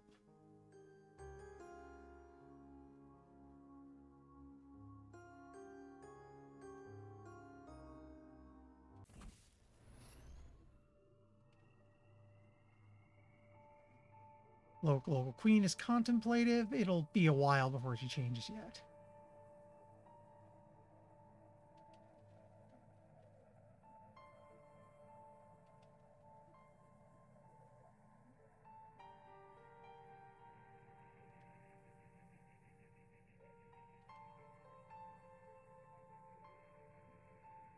Hmm.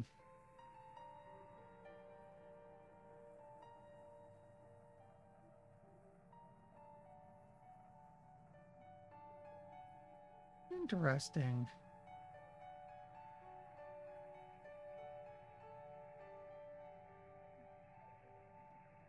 And cause the next mood swing to happen sooner. Could be useful if I need a queen to swing soon.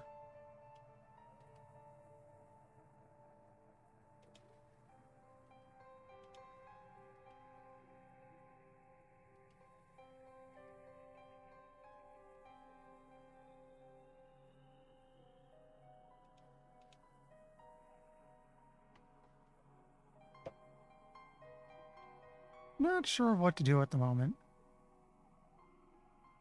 Actually, with 6 pirate bases on hand,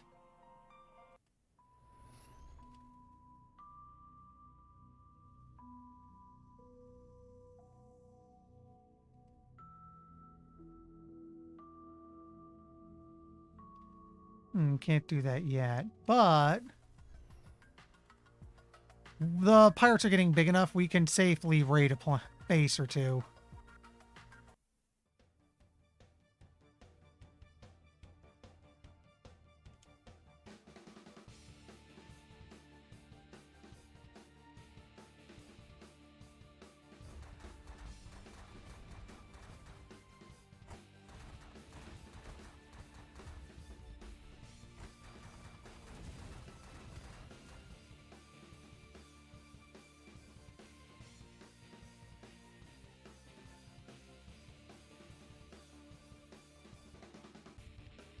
Mm.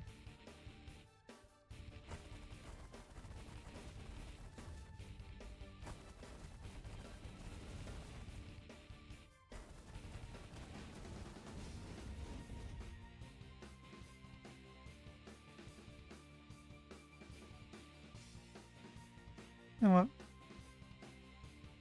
Let's fire some anti-swarm lasers to clear those things out.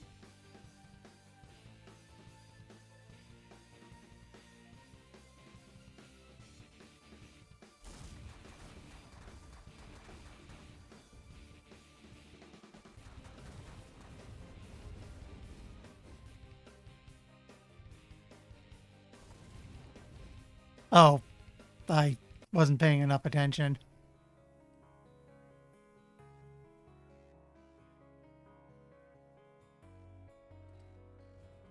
The Thraxians just lost one of their planets.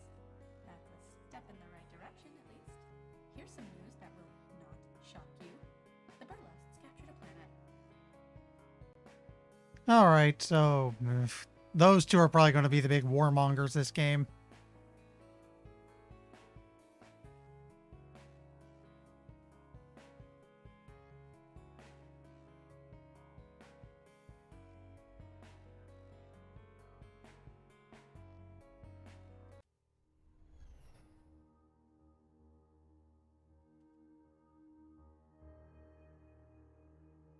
$25 influence for Federation deals, you say, huh? Actually, now that I think about it, these guys like me a lot, so... Nothing we can do yet.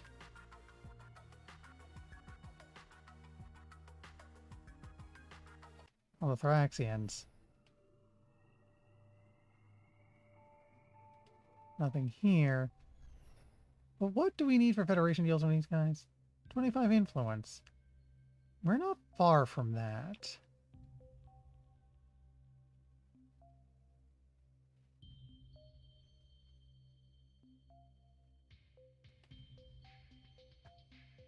Let's aid the economy for a little bit.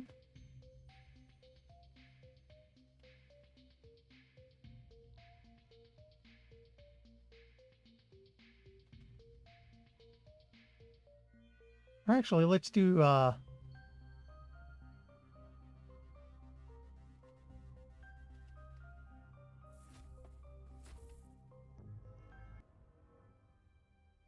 alliances in general and the Federation in particular. It's time to start thinking about the Federation at last. New political deals linked to the Federation have now opened up with every race. Some races are easier to get into the Federation. The Peltians and Andors are very easy. Galaxians are pretty straightforward, and the requirement those is high enough influence rating with the races involved. But nothing's over that simple. Other races are much more resilient, and if you have bad influence with any race, you may never be able to directly convince them. If that's the case, then you only have two options. Make sure that race gets exterminated, or use another race to backdoor them into this Federation. Galaxian executions and Borines are excellent for convincing other races to join, under the right circumstances. Again, the Borines haven't shown up yet. It's a bit weird. Special circumstances can also lead to the formation of a federation. For instance, if the Burlesque Executions and Thoraxians all really like you, you convince them to make a federation, but they may then betray you in return, so watch out. Or if the combined might of the federation military is strong enough, you convince the other Burlesque to join based on, let's call it, respect. Bear in mind that it does matter which government you approach. The same deal that was so cheap when approaching the Andors to form a federation with the Peltians is not something you can afford the Peltian voting proxies on the other end of the bargain. Your influence with the government you are directly brokering with is a big factor. Well, hey, that still doesn't sound too bad. I repeat, nothing's ever that simple. Once the Federation is formed, resistance and resentment immediately starts building against it. The Anti-Federation Alliance, or AFA, will start gathering demonstrators, some of whom eventually turn into insurgents. You and the Federation governments can hunt them down, but this doesn't always go over well with the enemy governments, and AFA sympathizers can even crop up within the Federation itself. More bad news. The Federation is not remotely the only kind of alliance that can form. At least half a dozen distinct kinds of hostile alliance may form if the situation progresses a certain way. I'd tell you, but I don't want to spoil the surprise. Suffice it to say, once a hostile alliance forms, it must be destroyed, one way or another. Once one forms, details on what conditions must be met to break it are revealed. You know, I remember years ago when I last played this, I had an alliance shown up where a race was doing so well, it wasn't anything hostile. They just decided, we don't need your help, so we're not joining up. I think what I did was I polluted their planet until it went completely to hell, which caused the alliance collapse, in which case I fixed it back up and brought them in. Again, this is an interesting game in that regard.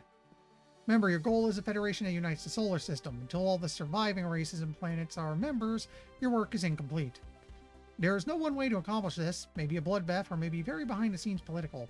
All 8 races may survive, or as few as only one may actually wind up living. Whatever gets the job done.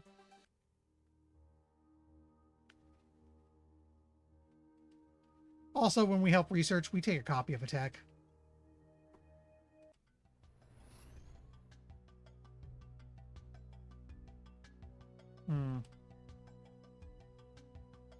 So we want to check the collective, federation deals. We need some more voting proxies.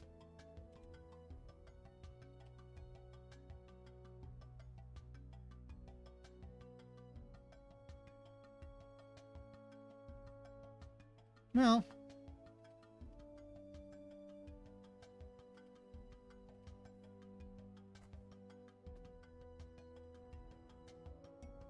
let's speed things along for a bit.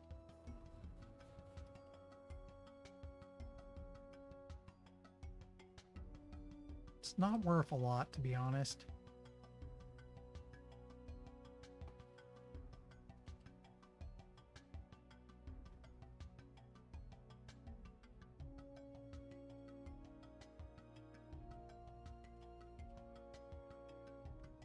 Let's help them build a science outpost.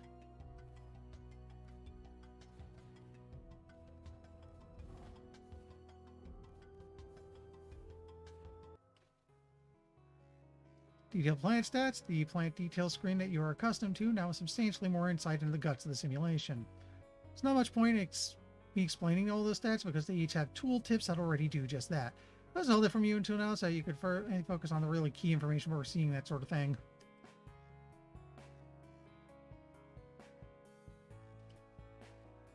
That's some more voting proxies. Where are we right now?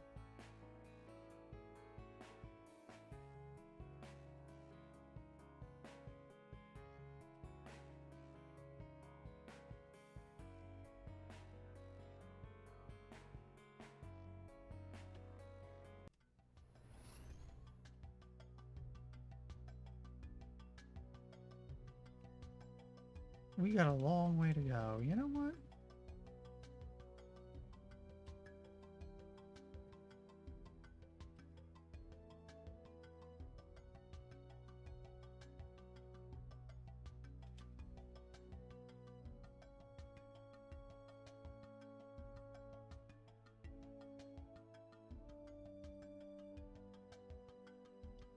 Hmm. I have a good amount of credit saved up. Is there any good Is there any good bribe items I can get for them?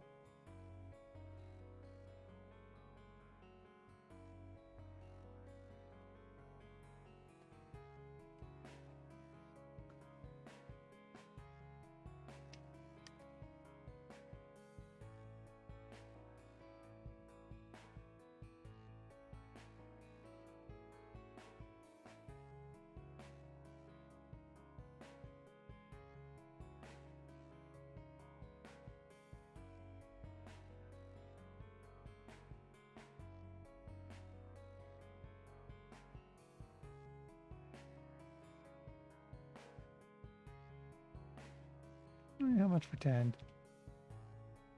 That's not bad.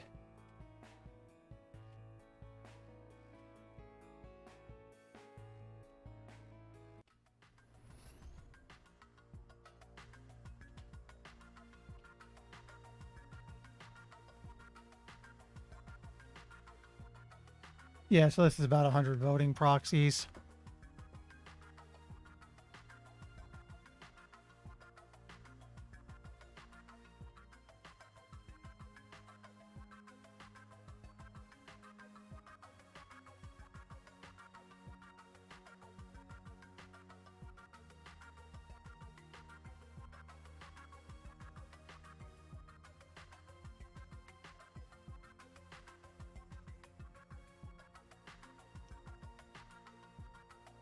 So now we should have enough.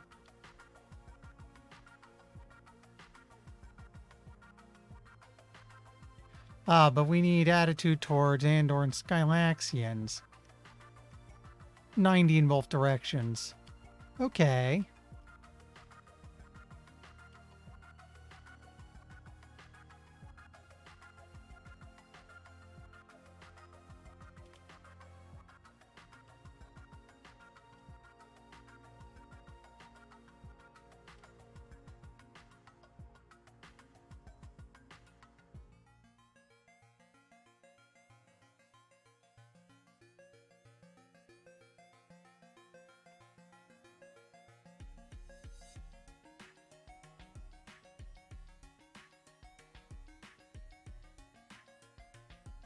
We'll just have these guys hand over text for now.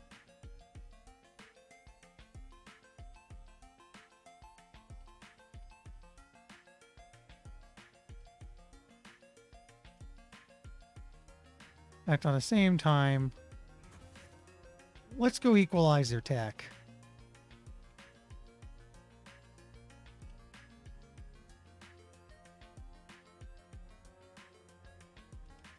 Nothing, huh?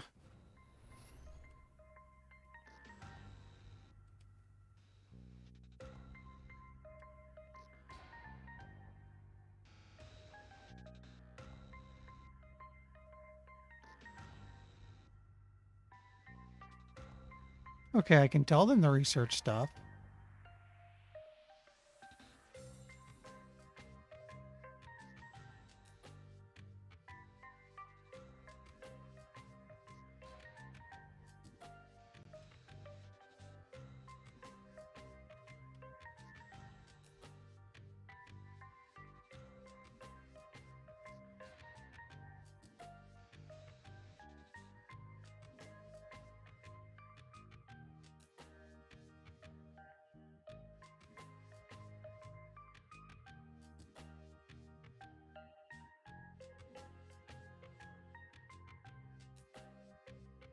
All right.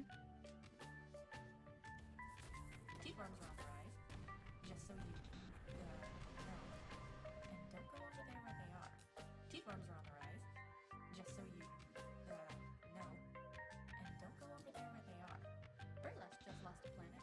Just desserts, am I right? Right? The Skylaxians just captured a planet. Is that an accident? Or a breach of their honor code, or what?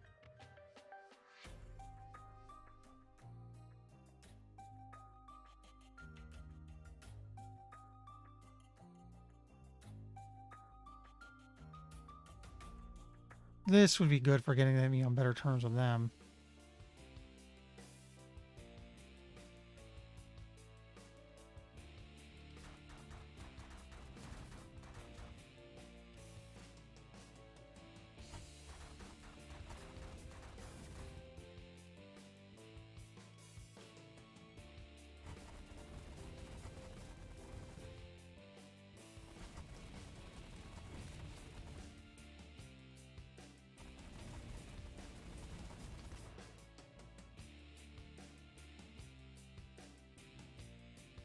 Okay.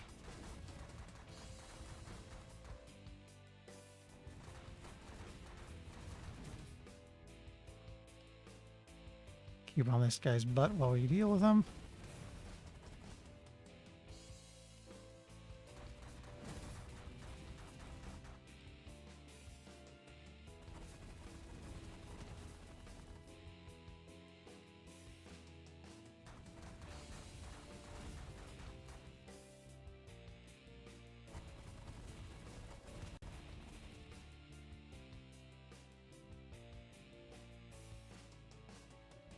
Who's left?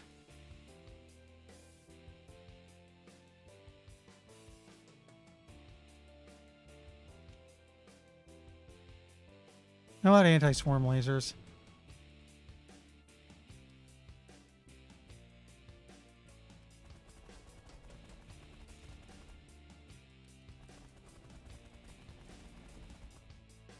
Just down to 2 ships. They're near me. There we go.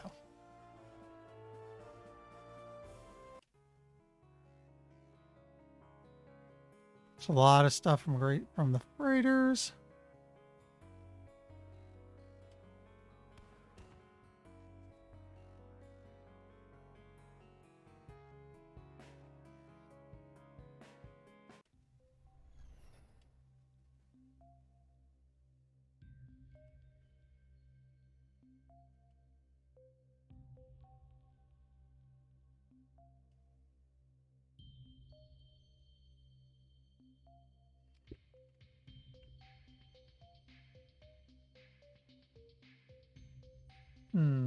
Colonizing moons could be useful.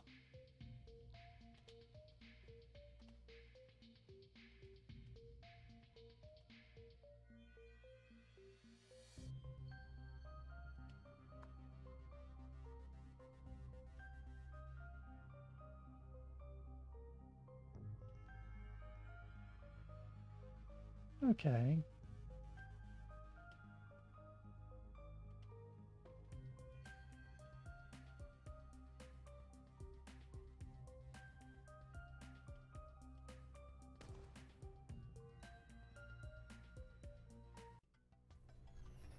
Let's help these guys out by having them.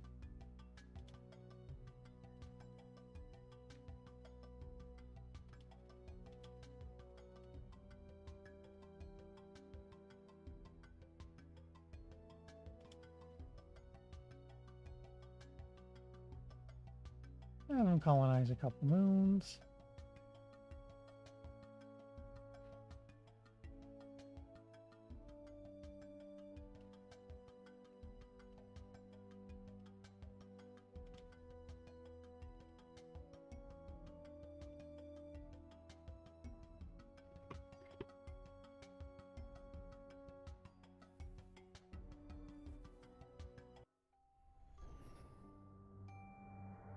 And/or could use a boost to their environment.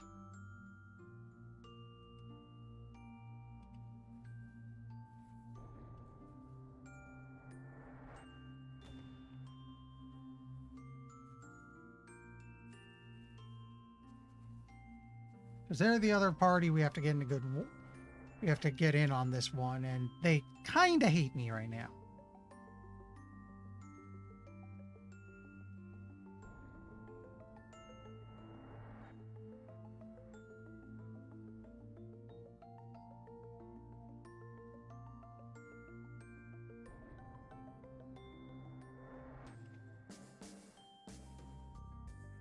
The Borines are now spacefaring.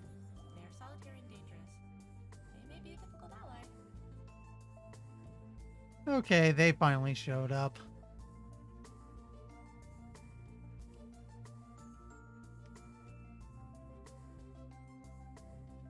Okay, I'm now on better terms with the Andors.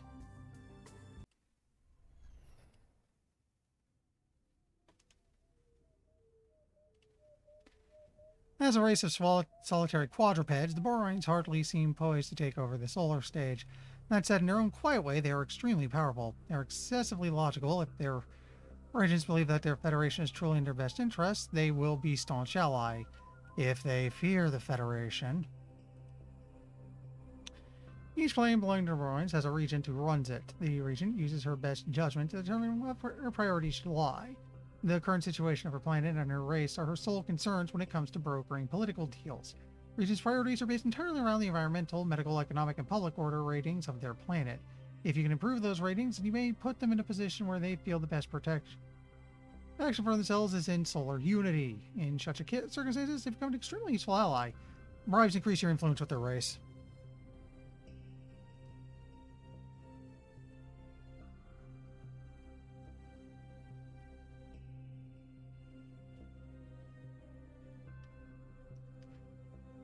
Unfortunately, they kind of hate us.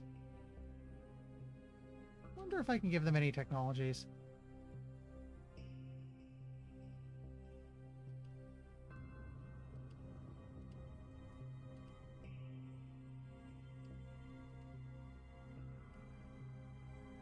I have plenty of tech to hand over that'll get us back into neutral terms with them at least.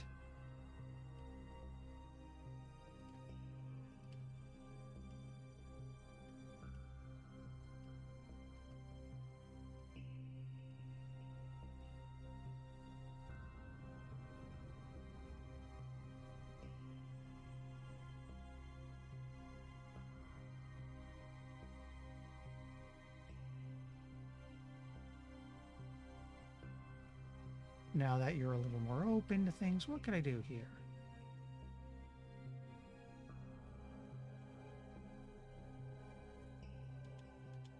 Hmm.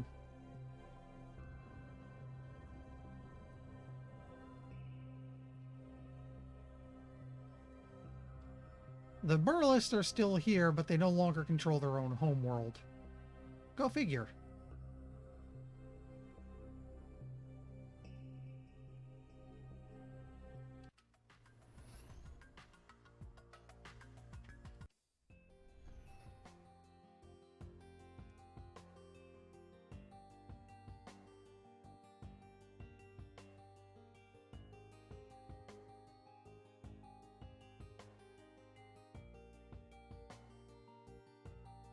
These guys can just straight up create a federation with another race.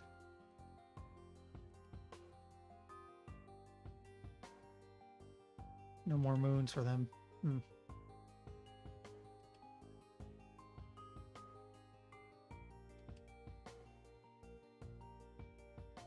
Okay, speech making allows me to change who's in control.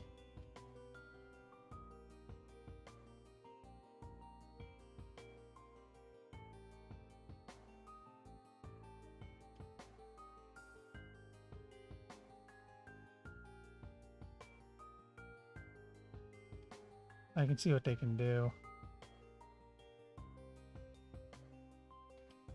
Samaritans will let me birth.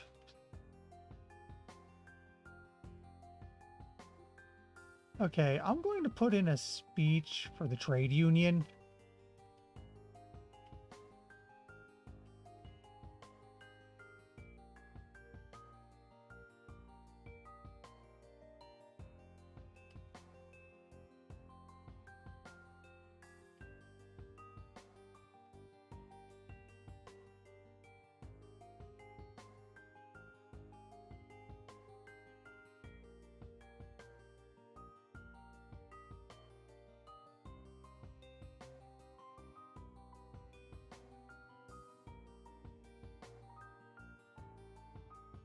Let's just... Okay.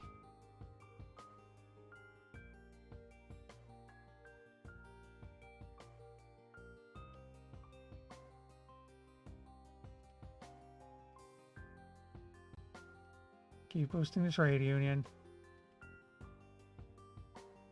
In fact, they have 108 seats. That should do it for now. Because if I can get the trade union in control, I can start brokering trade deals between the other races. I need to boost their relations. And then a bunch of time passes because I did stuff. Outbreak. I'm a computer and it gives me the heebie-jeebies.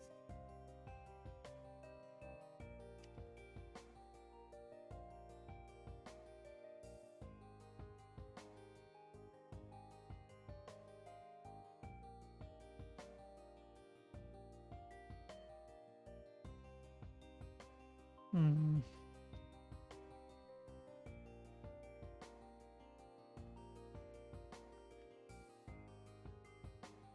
This isn't the best way to improve relation. Well, I don't even have a credits for it.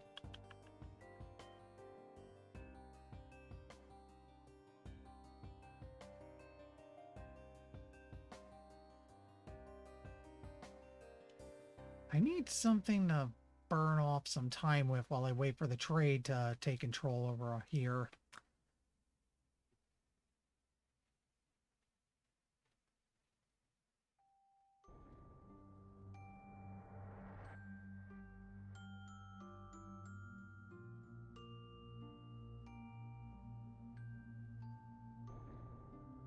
Actually, these guys are the only race that still hates me in any capacity, and their economy could use a boost.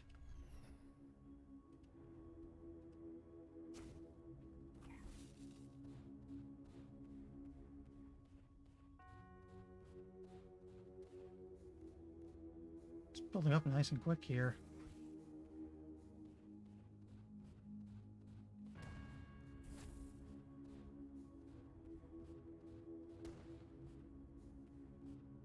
So if I use this, I can put myself in a positive influence with them.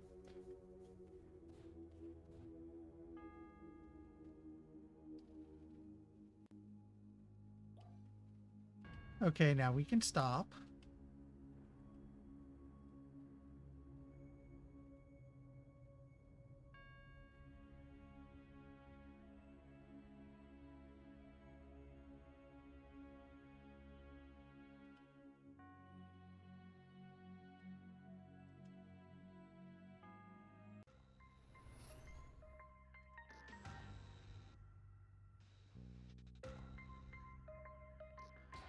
Still a ways to go.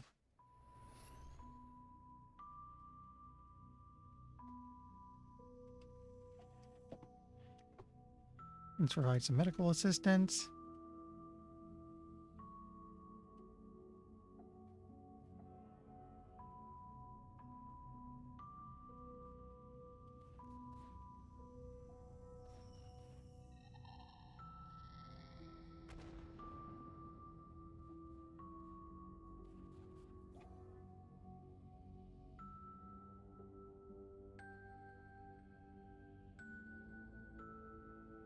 It's getting there, but it's going to take a while.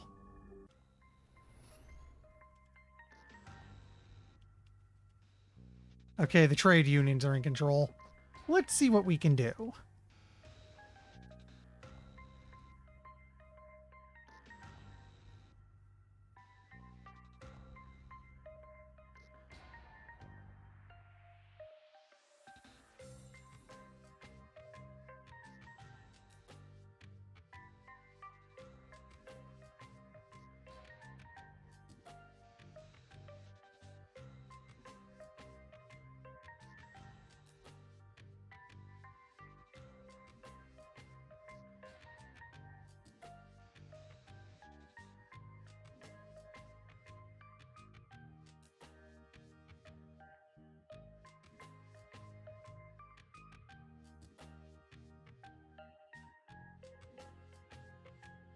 The Andor and the Skylaxians weren't getting along very well.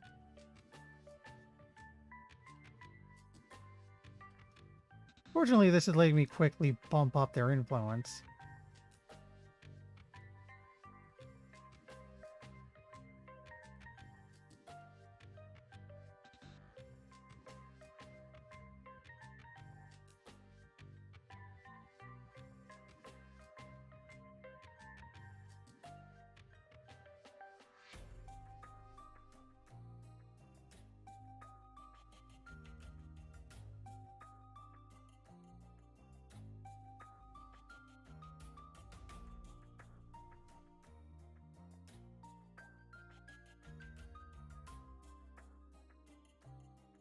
Hmm.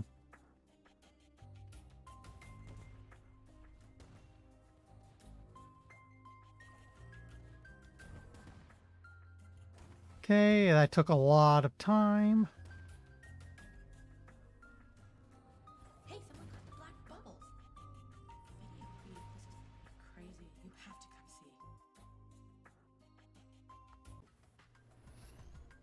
see. I wonder.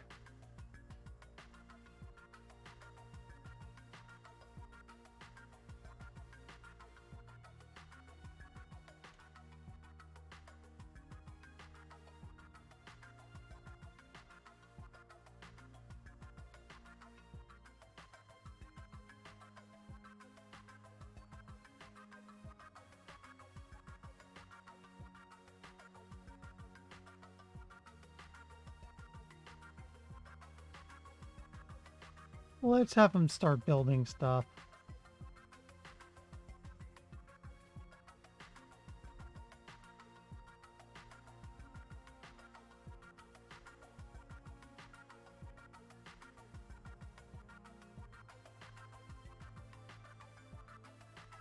Hmm.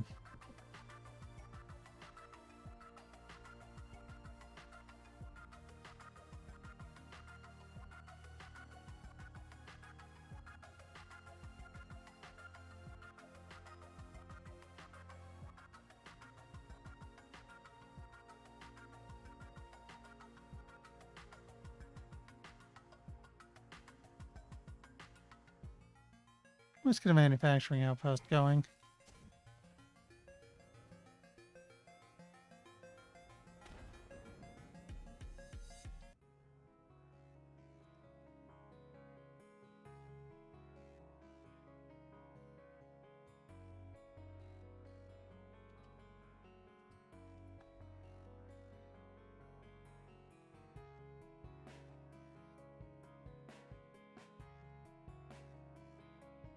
Let's help these guys out because, again, I need the influence.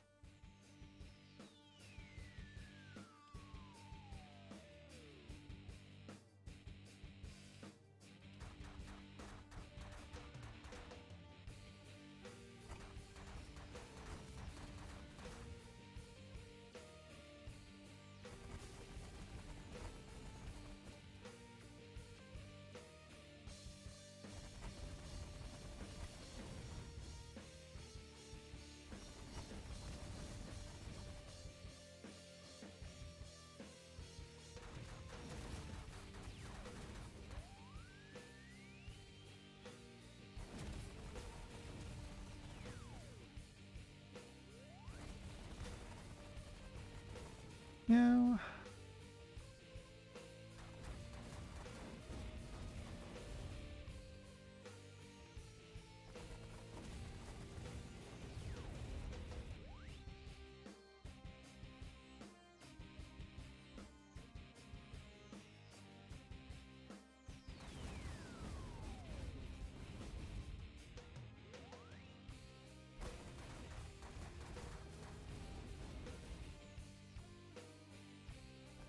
I think, yeah, they piled onto us. That was the end of it.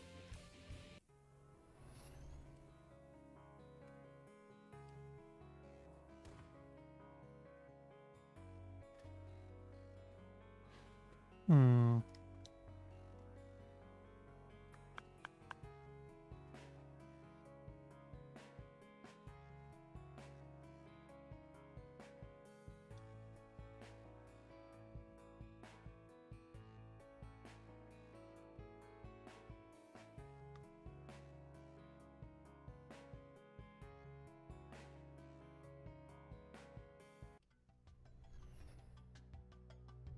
Let's see.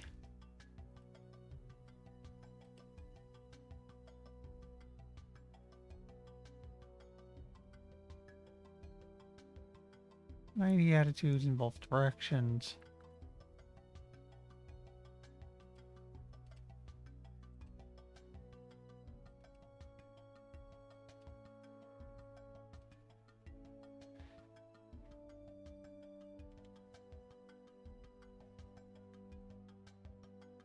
Okay, they have the favorite native of the Skylaxians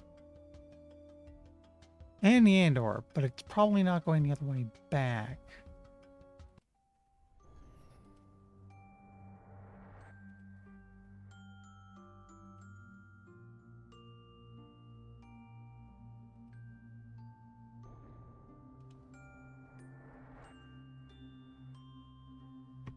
Okay, we need a little bit more from the Peltians over here, so...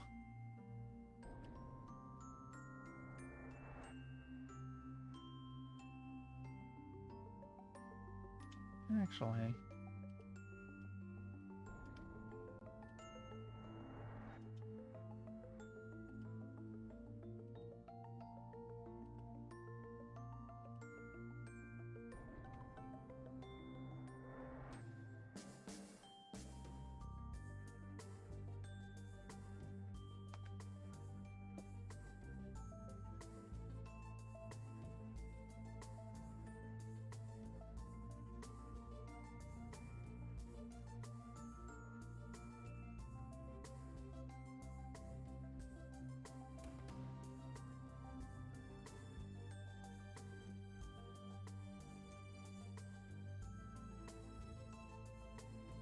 It's a bit unideal, but...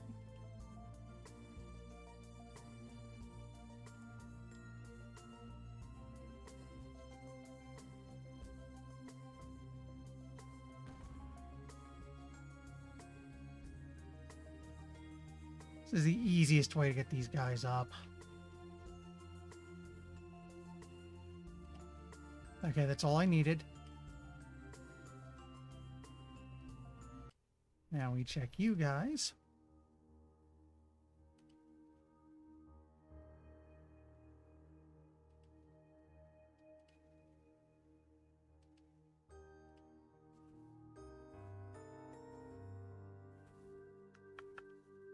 They're low.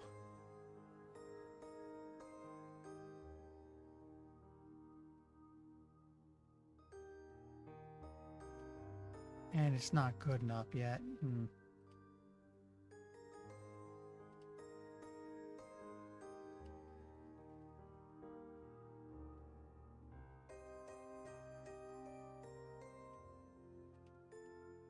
Could help you build a manufacturing outpost.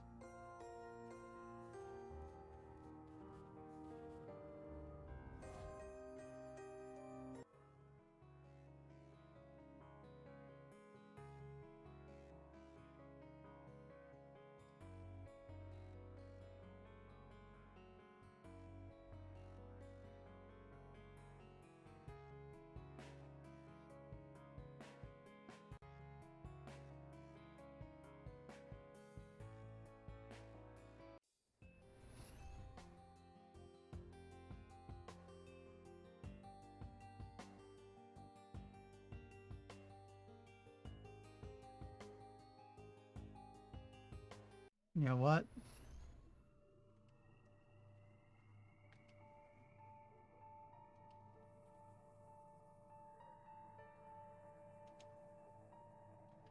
Unfortunately, warlike, but she changes soon. Actually, wait. What about you?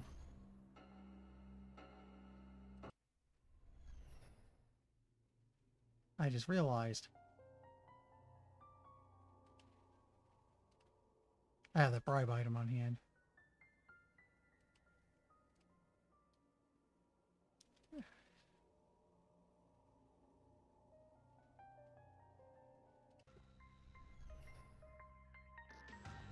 Yeah, you're good with Peltons for now.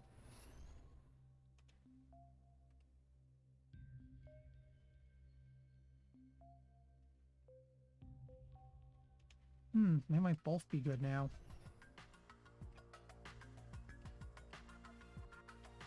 Okay, let's get this party started.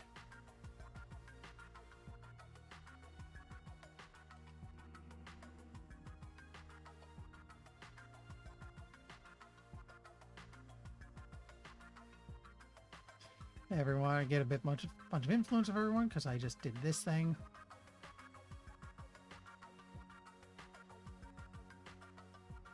We now have the start of a federation.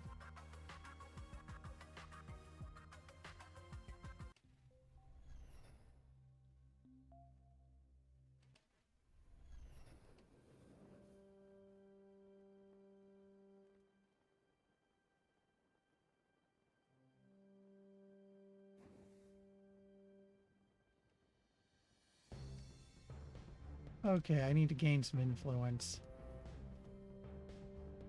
And I'm low on money, so I can't buy bribe items right now. Anyone else I could really work with?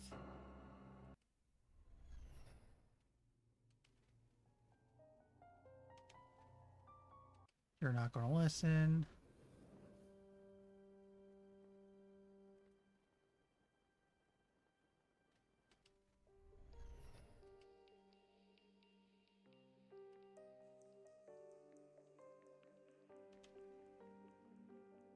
Not much we could do here right now.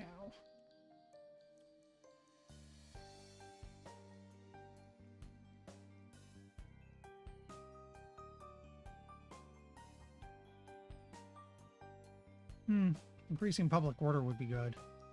That would make them more open to joining a federation, and they're already okay-ish with me.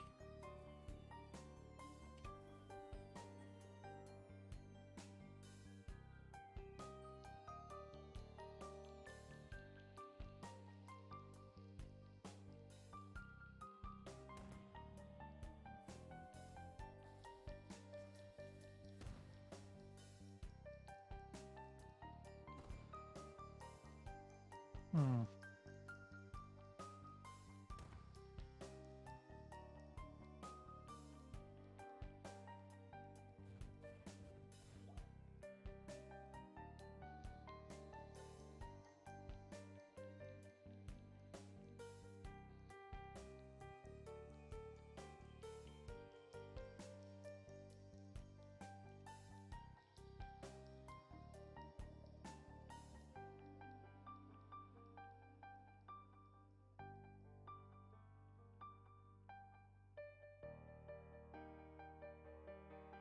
Got a ways to go yet before they're willing to do more with me.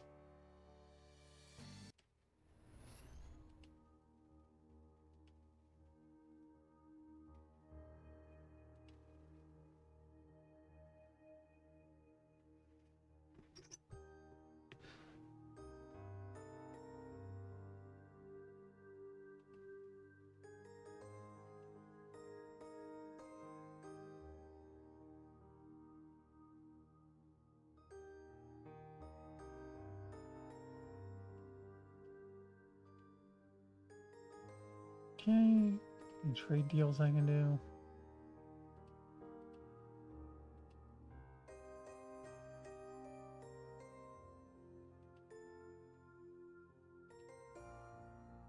Start doing stuff with the borine.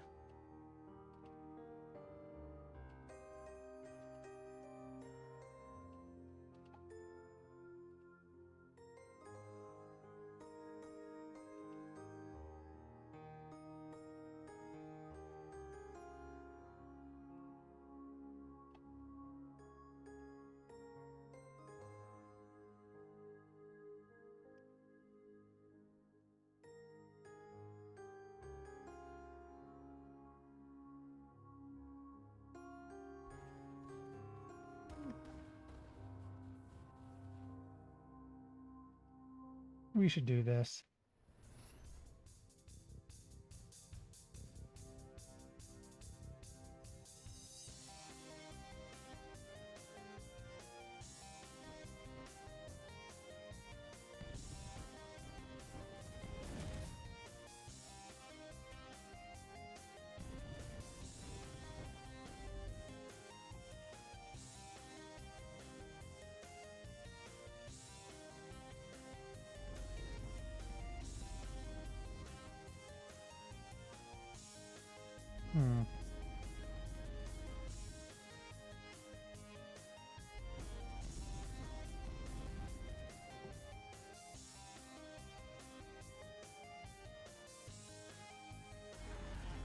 Well, let's get a bunch of fighters out to help things along.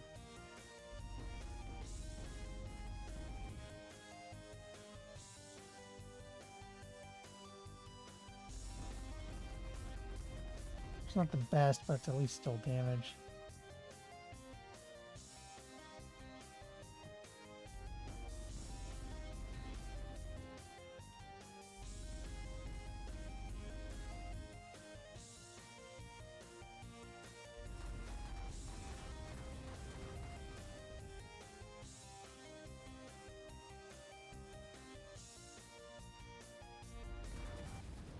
Oop, got destroyed.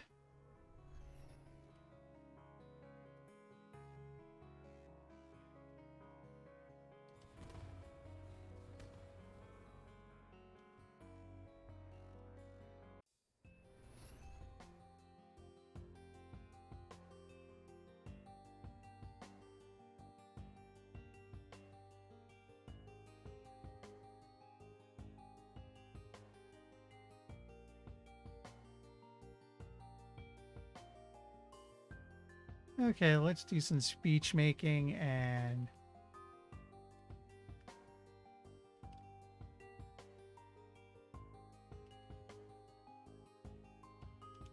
let's see. Federations are only a bit behind.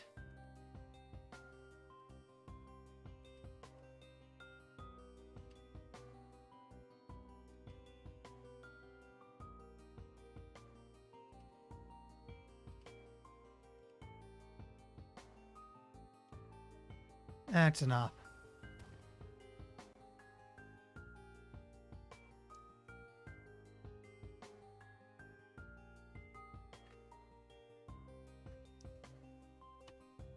So let's see, what kind of Federation deals can I do with you right now?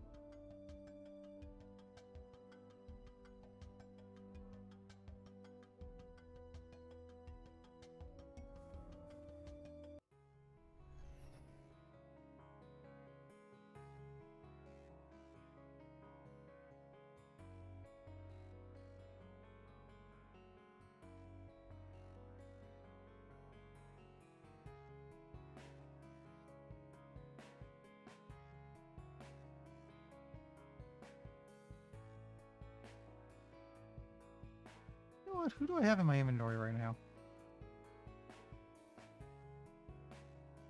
Well, they're a Crucian pilots, so nothing I can do with them.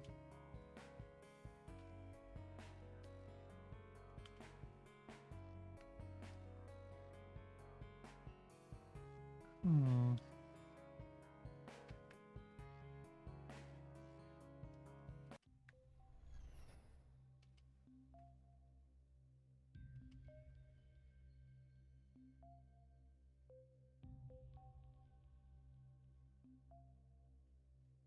This could be good.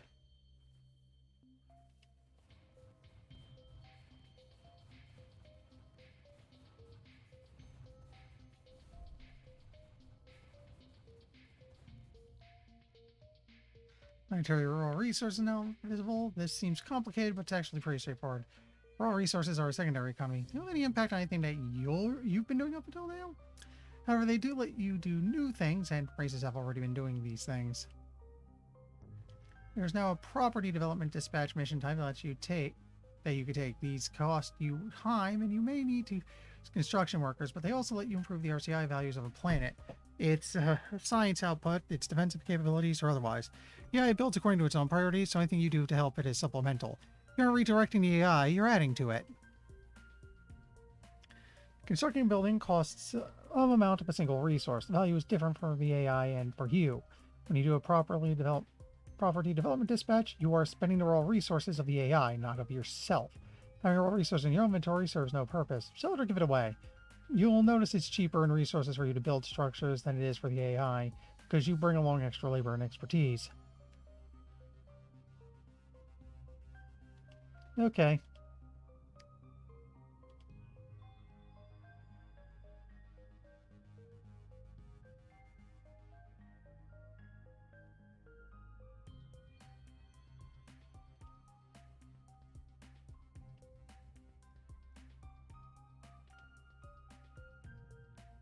Let's see, what do I have here?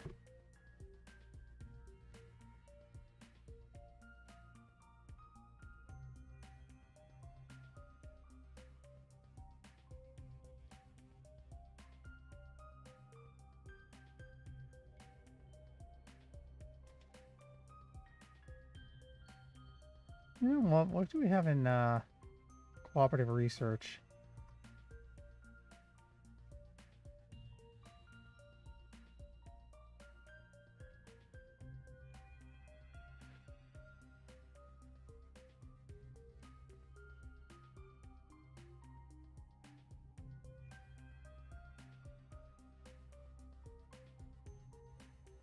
Hmm.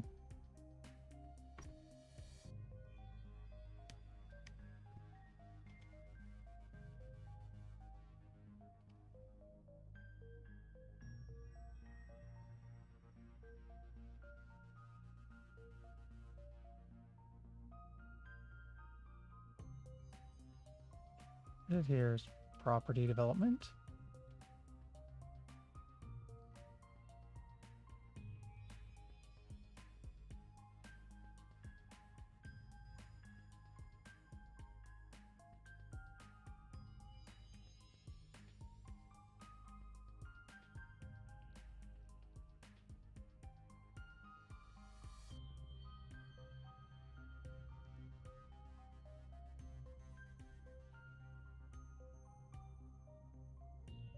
Could build processing plants.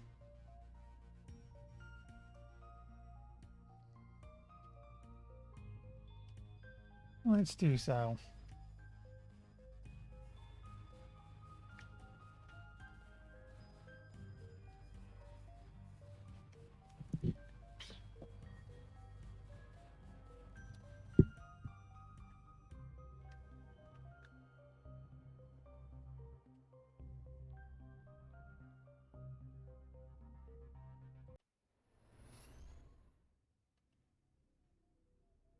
More influence with these guys.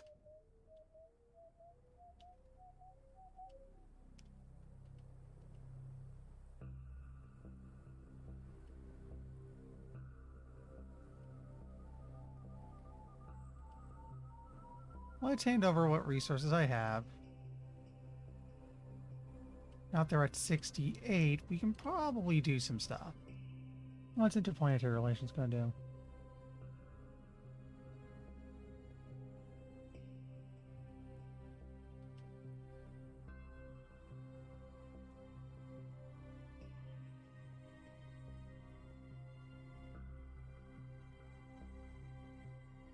Okay, we have an interesting opportunity here.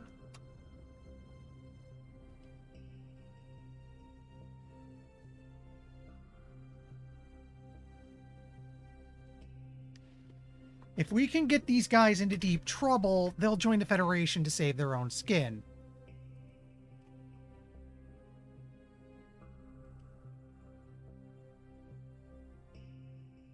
We could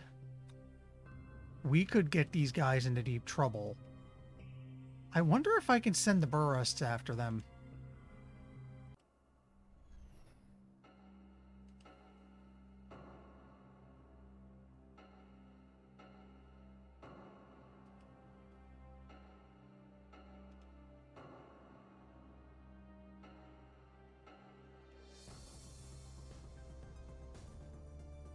I have no leverage.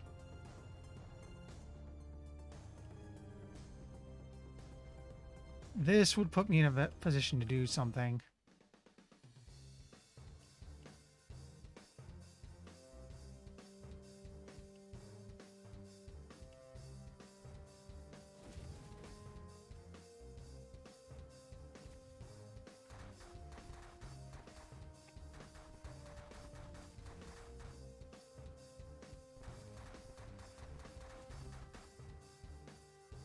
Okay, it's changed to using the minigun now.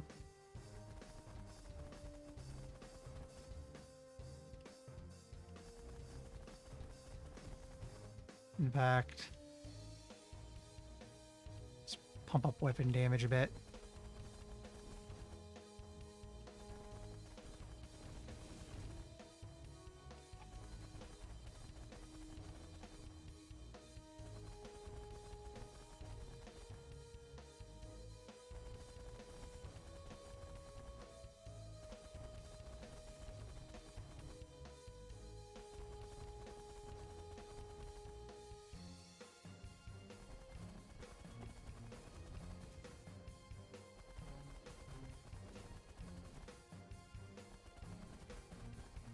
Come on, buddy.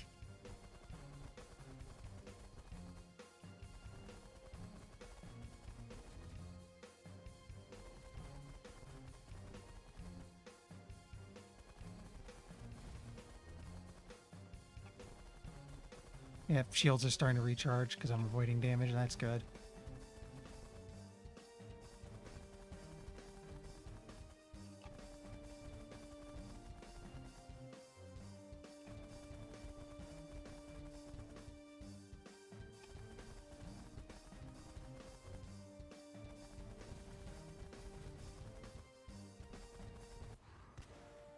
Got him. That's a bunch of leverage.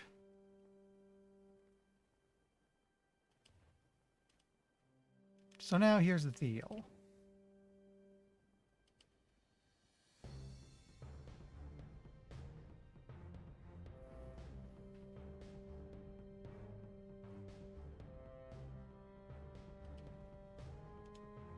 I need some leverage. Fortunately, I have an easy way to do that. Put a word with your boss.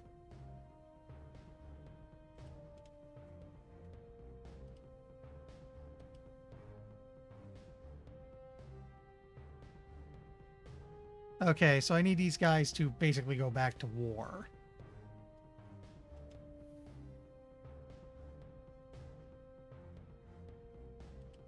Actually, how long is that going to take?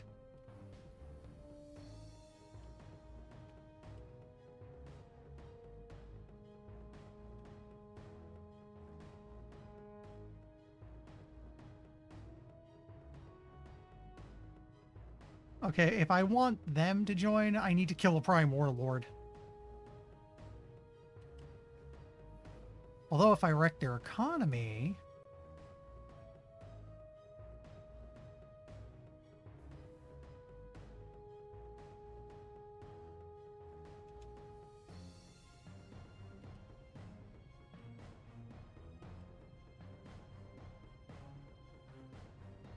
Okay, 30 months before they calm down again.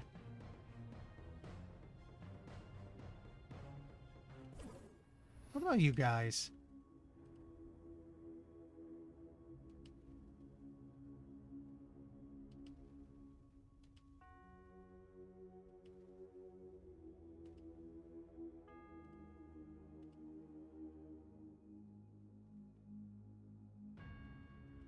Just out of curiosity.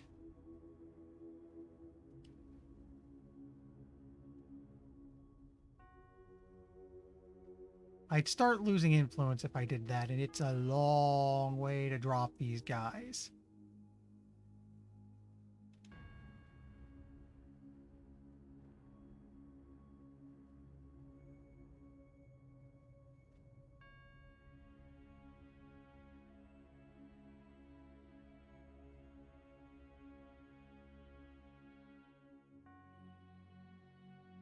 Hmm.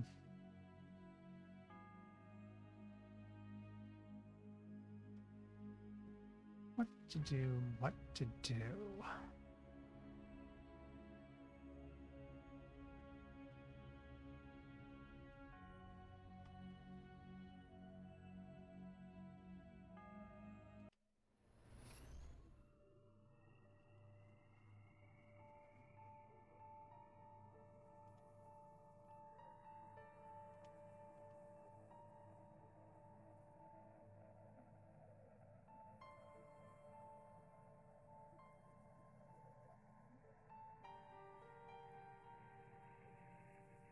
You could trade, but your way.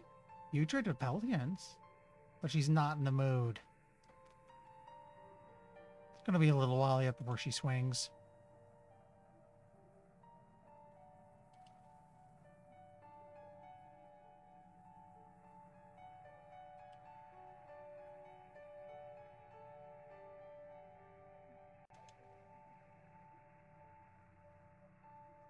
For now,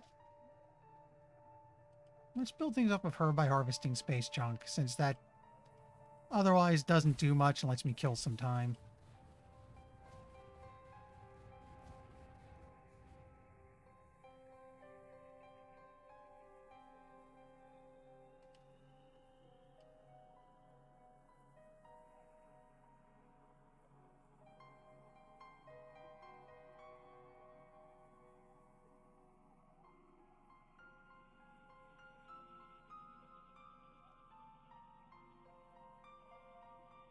I wonder if anyone else has some space junk I can harvest.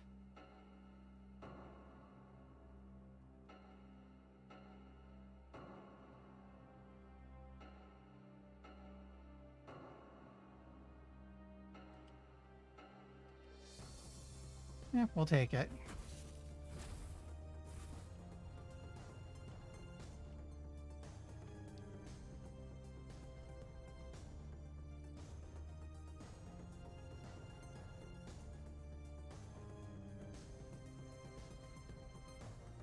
Let me see.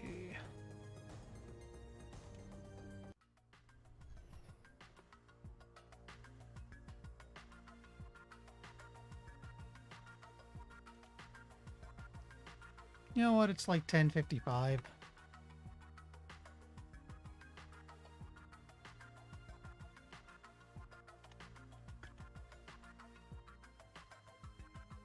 I think I can stop here, especially since I really need a drink and it'd take about that last 5 minutes to go get downstairs and fill up the water bottle.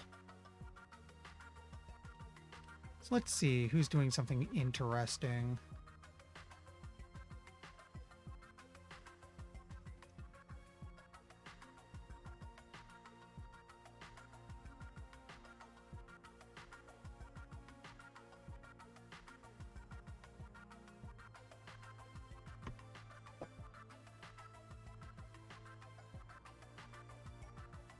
Oh, hey, Captain Clever's back.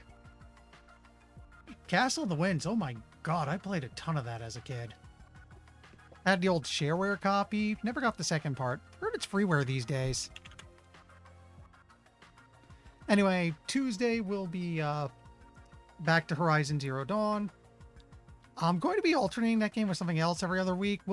I'll start a vote for that on the tomorrow, hopefully. And see everyone later.